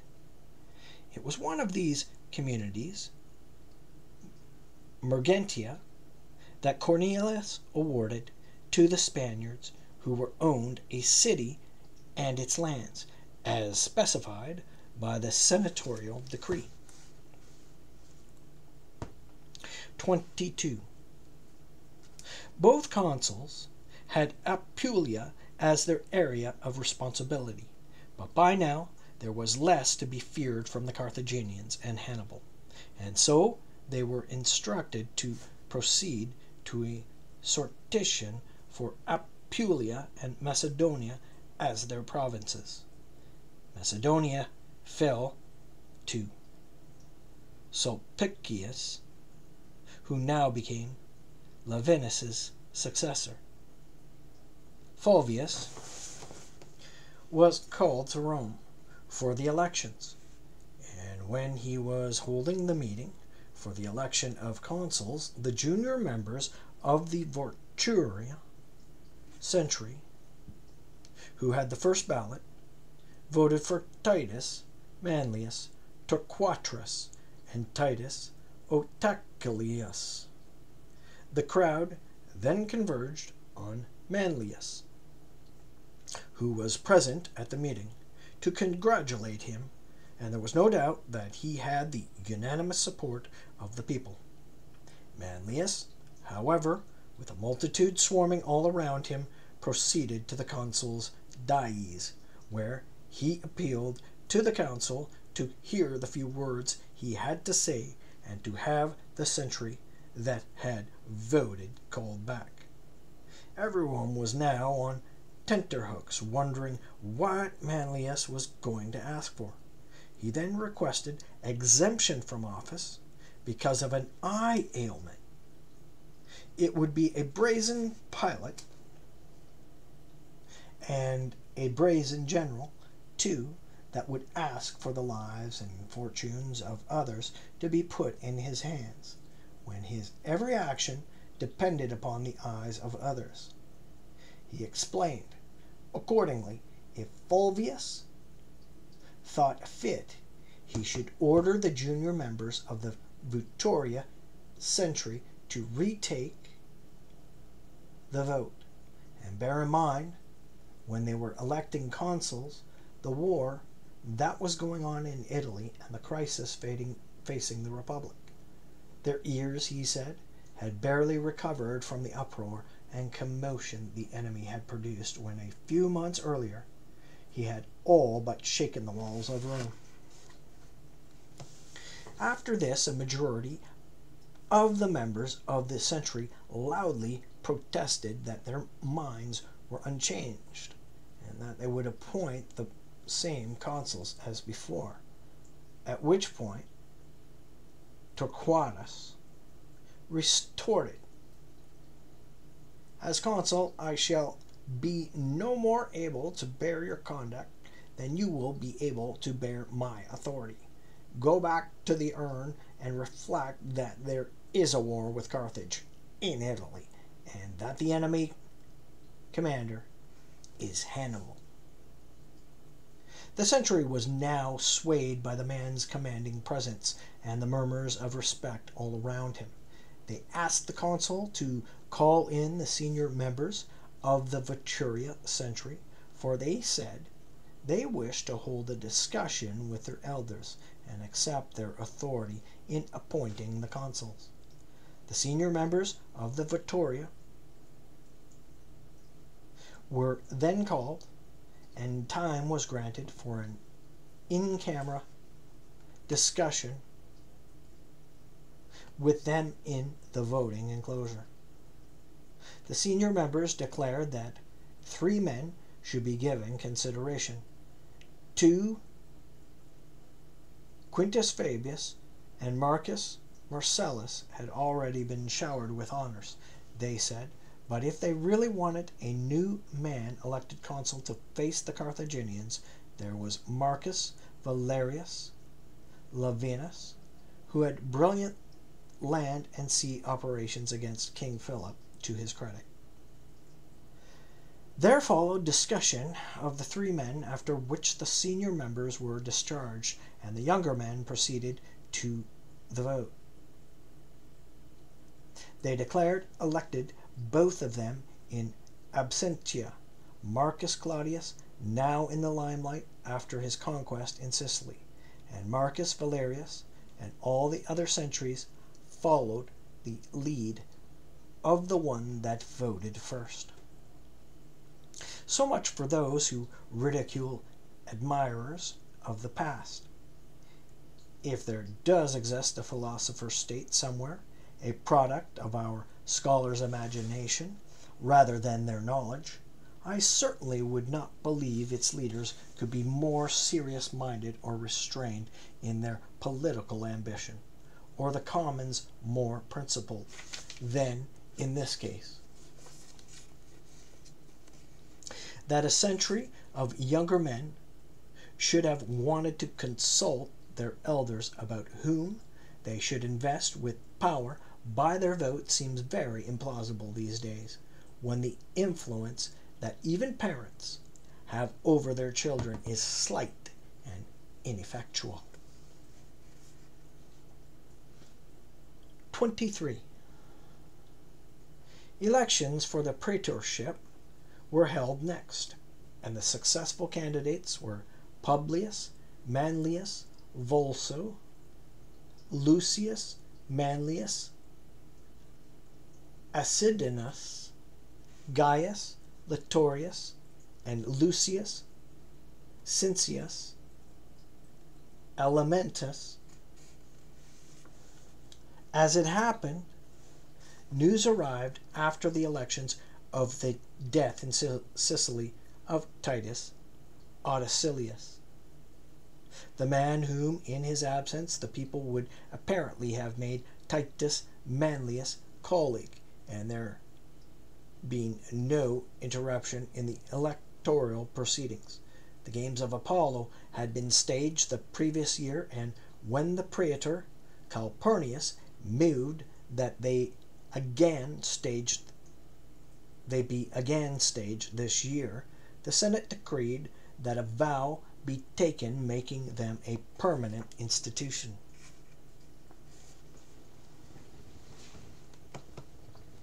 That same year, there were numerous sightings and reports of prodigies.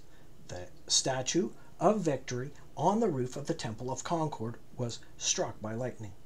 It was knocked down, but became lodged amongst those statues of Victory amidst the antefixes, and fell no further. It was also reported that the wall and gates at both Anagnia and Fregellae had been struck by lightning, that in from subterranean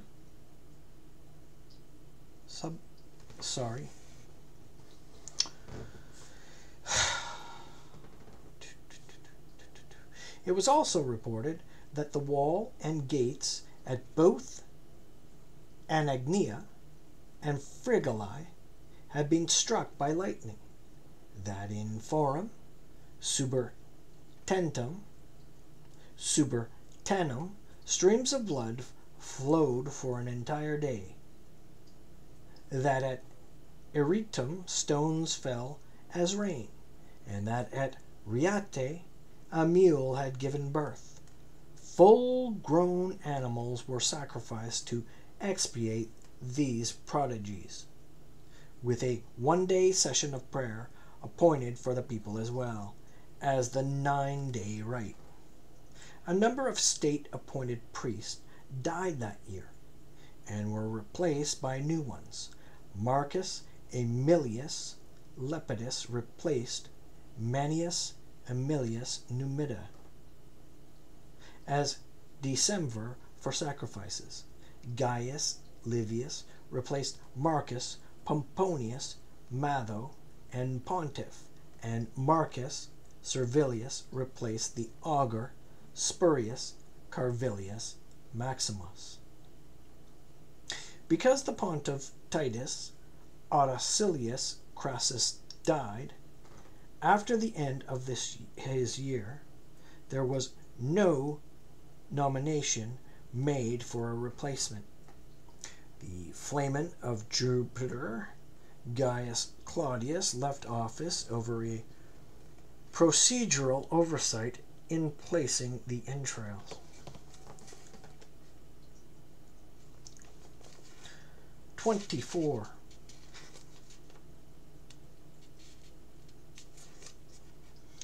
Marcus Valerius Lavinus had earlier held clandestine meetings with Aetolian leaders to gauge their sympathies, and it was about this time that he came with a swift fleet of ships to a council of the Aetolians, which had been scheduled earlier to discuss the matter.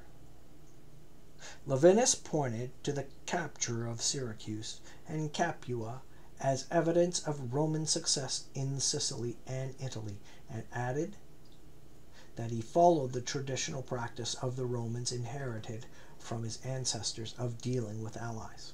Some allies, he explained, the Romans had accepted as citizens in equal partnership with themselves. Others they kept in such a prosperous condition that they actually preferred to be allies than citizens. And the Aetolians, he added, would find themselves all the more honored for having been the first overseas nation to enter into friendship with Rome. As for Philip and the Macedonians, they were difficult neighbors for the Aetolians, but he had already curtailed their violent and haughty temper, and would in future bring them to the point not only of quitting the cities they had filched from the Aetolians, but of finding Macedonia itself under threat. Then there were the Acarnanians. What?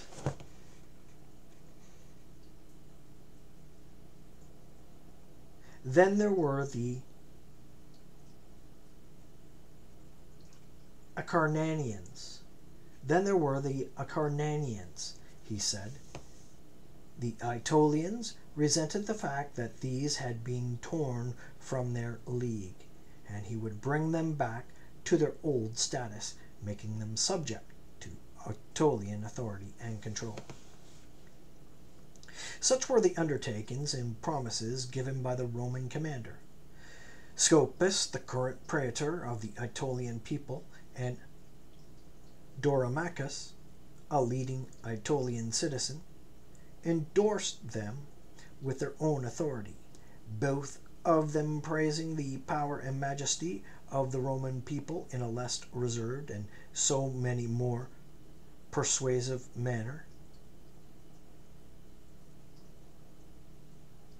And so more...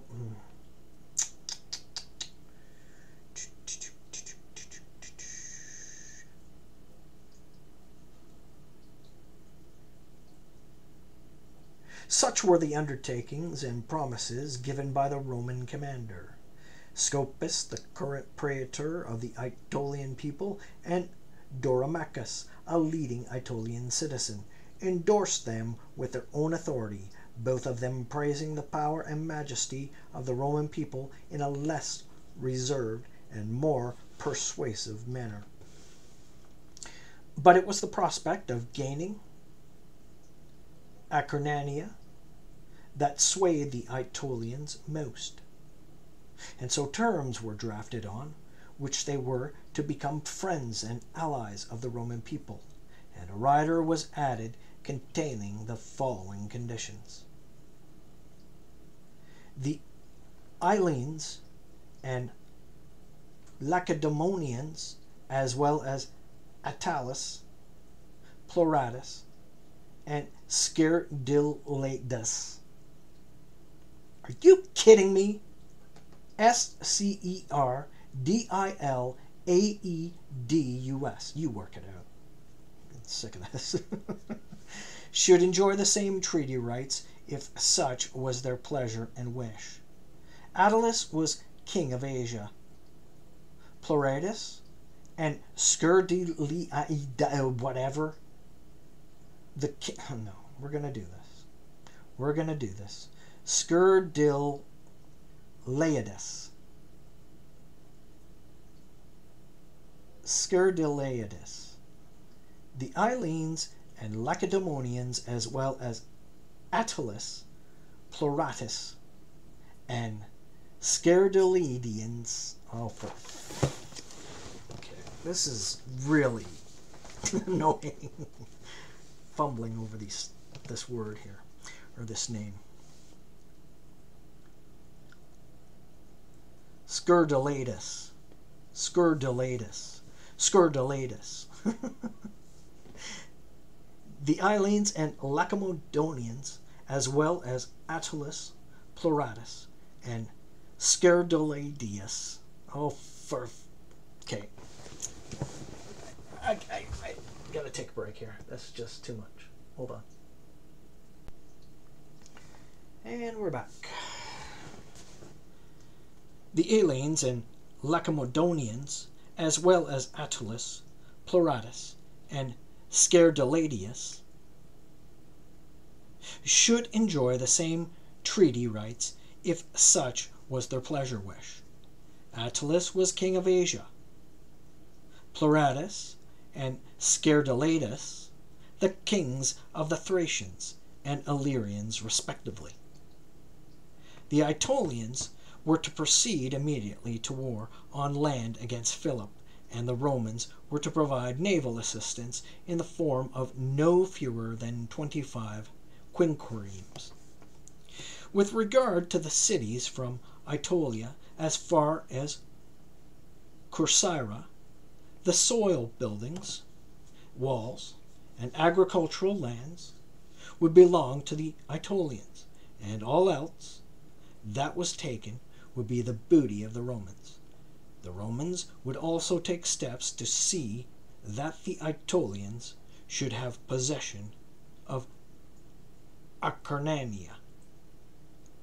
In the event of the Aetolians making peace with Philip, they were to add a clause to the treaty, stipulating that the peace would have force only if Philip eschewed armed conflict with the Romans, their allies, and those subject to them. Likewise, in the event of the Roman people making a treaty with the king, they were to ensure that he would have no authority to make war on the Aetolians and their allies. Such were the terms they agreed upon, and 2 years later they were copied and put on display at Olympia by the Aetolians and on the Capitol by the Romans, so they would have the sacred monuments to witness them. The delay occurred because the Aetolian envoys were detained in Rome for a prolonged period. Though this did not impede the implementation of the provisions, the Aetolians did indeed immediately open hostilities against Philip, and Lavinus captured Zacynthus, a small island close to Aetolia, which has a single city bearing the same name as the island. Leovinus took the city by force, apart from its citadel. Leovinus also captured Owenadi and Onassis, two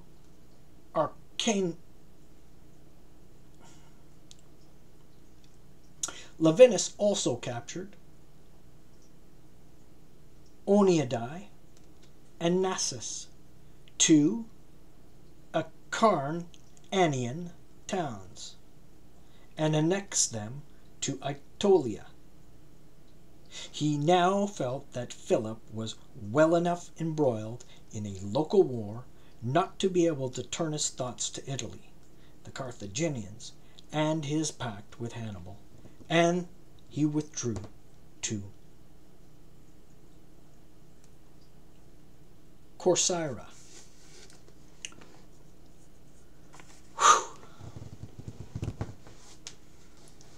25. Philip was wintering at Pella when he was brought the news that the Aetolians had defected. His plan was to lead his troops into Greece in early spring, and so that Macedonia could count on the Illyrians and the neighboring towns to her rear. Taking no action, he made a lightning raid on the lands of Oricum and Apollonia. When the people of Apollonia came out to face him, he drove them back within their walls in terror-stricken panic. After laying waste the closest parts of Illyricum, he just as speedily veered into Pelagonia and took Cynthia, a Dardanian city that could have provided the Dardanians with a passage into Macedonia.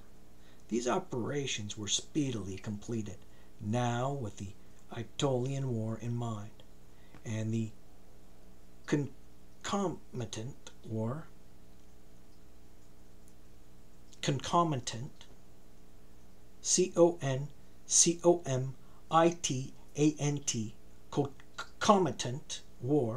with Rome.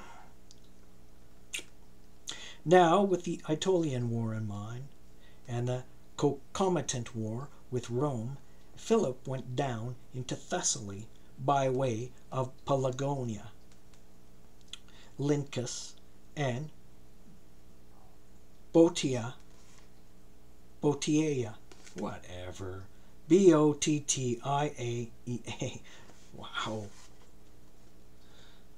For he believed that people there could be induced to join him in hostilities against the Aetolians. He then left Perseus at the pass into Thessaly with 4,000 troops to prevent the Aetolians from entering the district.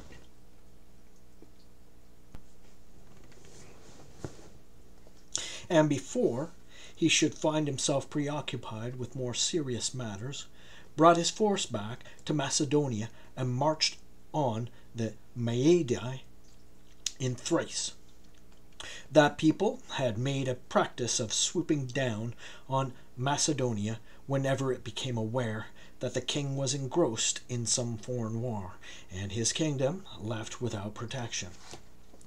To break their power, Philip proceeded to lay waste their fields and to assault Lamphorina, the Maetic capital and stronghold. When Scopas was told that the king had left for Thrace and was engaged in a war there, he put all Aetolians of fighting age under arms and prepared to invade Acarnania. The Acarnanian people were no match for the strength of the Aetolians, and they could see the Oenadi and Nassus were lost, and that, in addition, war with Rome was on the horizon.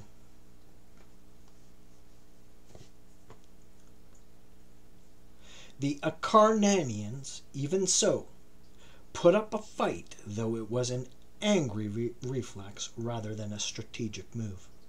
Wives, children, and older men over 60 were sent to the closest parts of Epirus, and men aged between 15 and 60 took an oath not to return home unless victorious.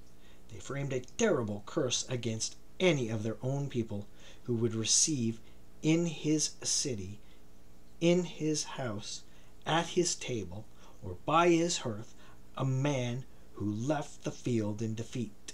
And they also made a most solemn appeal to their Epirot host to observe the injunction. They further begged the Epirots to bury under a single mound those of their men who fell in battle, and to set the following epitaph over their buried soldiers. Here lie the Acarnanians who met their end fighting for their country against Aetolian aggression and injustice. Their courage fired by this, the Acarnanians encamped right on their borders, facing the enemy. By sending messengers to Philip to inform him of their precarious situation, they obliged him to drop the war in which he was engaged, despite the surrender of Lamphorina and the success of other operations.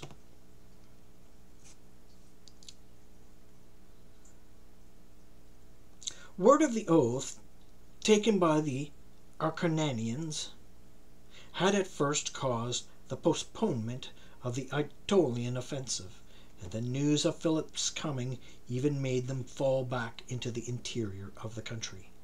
As for Philip, despite his forced marches to prevent the Acarnanians being overwhelmed, he did not advance beyond Dium. Then, when he heard of the Aetolian withdrawal from Acarnania, he too retired to Pella. 26. At the start of spring, Leovinus sailed from Corcyra, rounding the promontory of Eleucus, and arriving in Naupactus, he declared that he would head for Anticyra, and he instructed Scopas and the Aetolians to meet him there. Anticyra lies in Locris, to the left as one enters the Corinthian Gulf, and getting there from Naupactus involves a short journey by land or by sea. An assault on the town, conducted from both sides, began some 2 days later, but the attack from the sea was the more intense because there was all manner of artillery and assault apparatus on the ships, and in addition it was the Romans who were attacking on that side. The result was that the city capitulated in a matter of days. It was handed over to the Aetolians, the booty falling to the Romans, as had been agreed.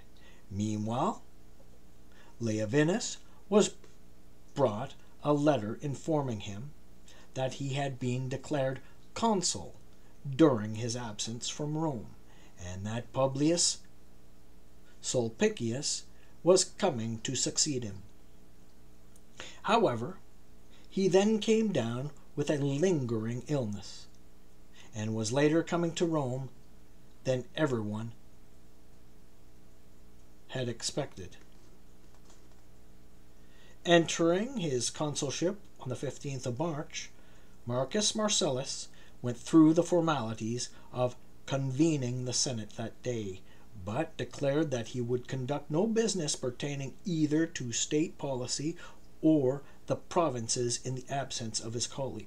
He was aware, he continued, that there were large numbers of Sicilians housed near the city on farms belonging to his political opponents, and so far from not allowing them to make public in Rome the charges brought against him by his personal enemies, he would personally have granted them an immediate hearing before the Senate.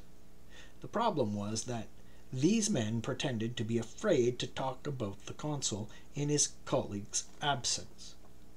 But when his colleague arrived, he would permit no business to be discussed before the item of the admission of the Sicilians to the Senate.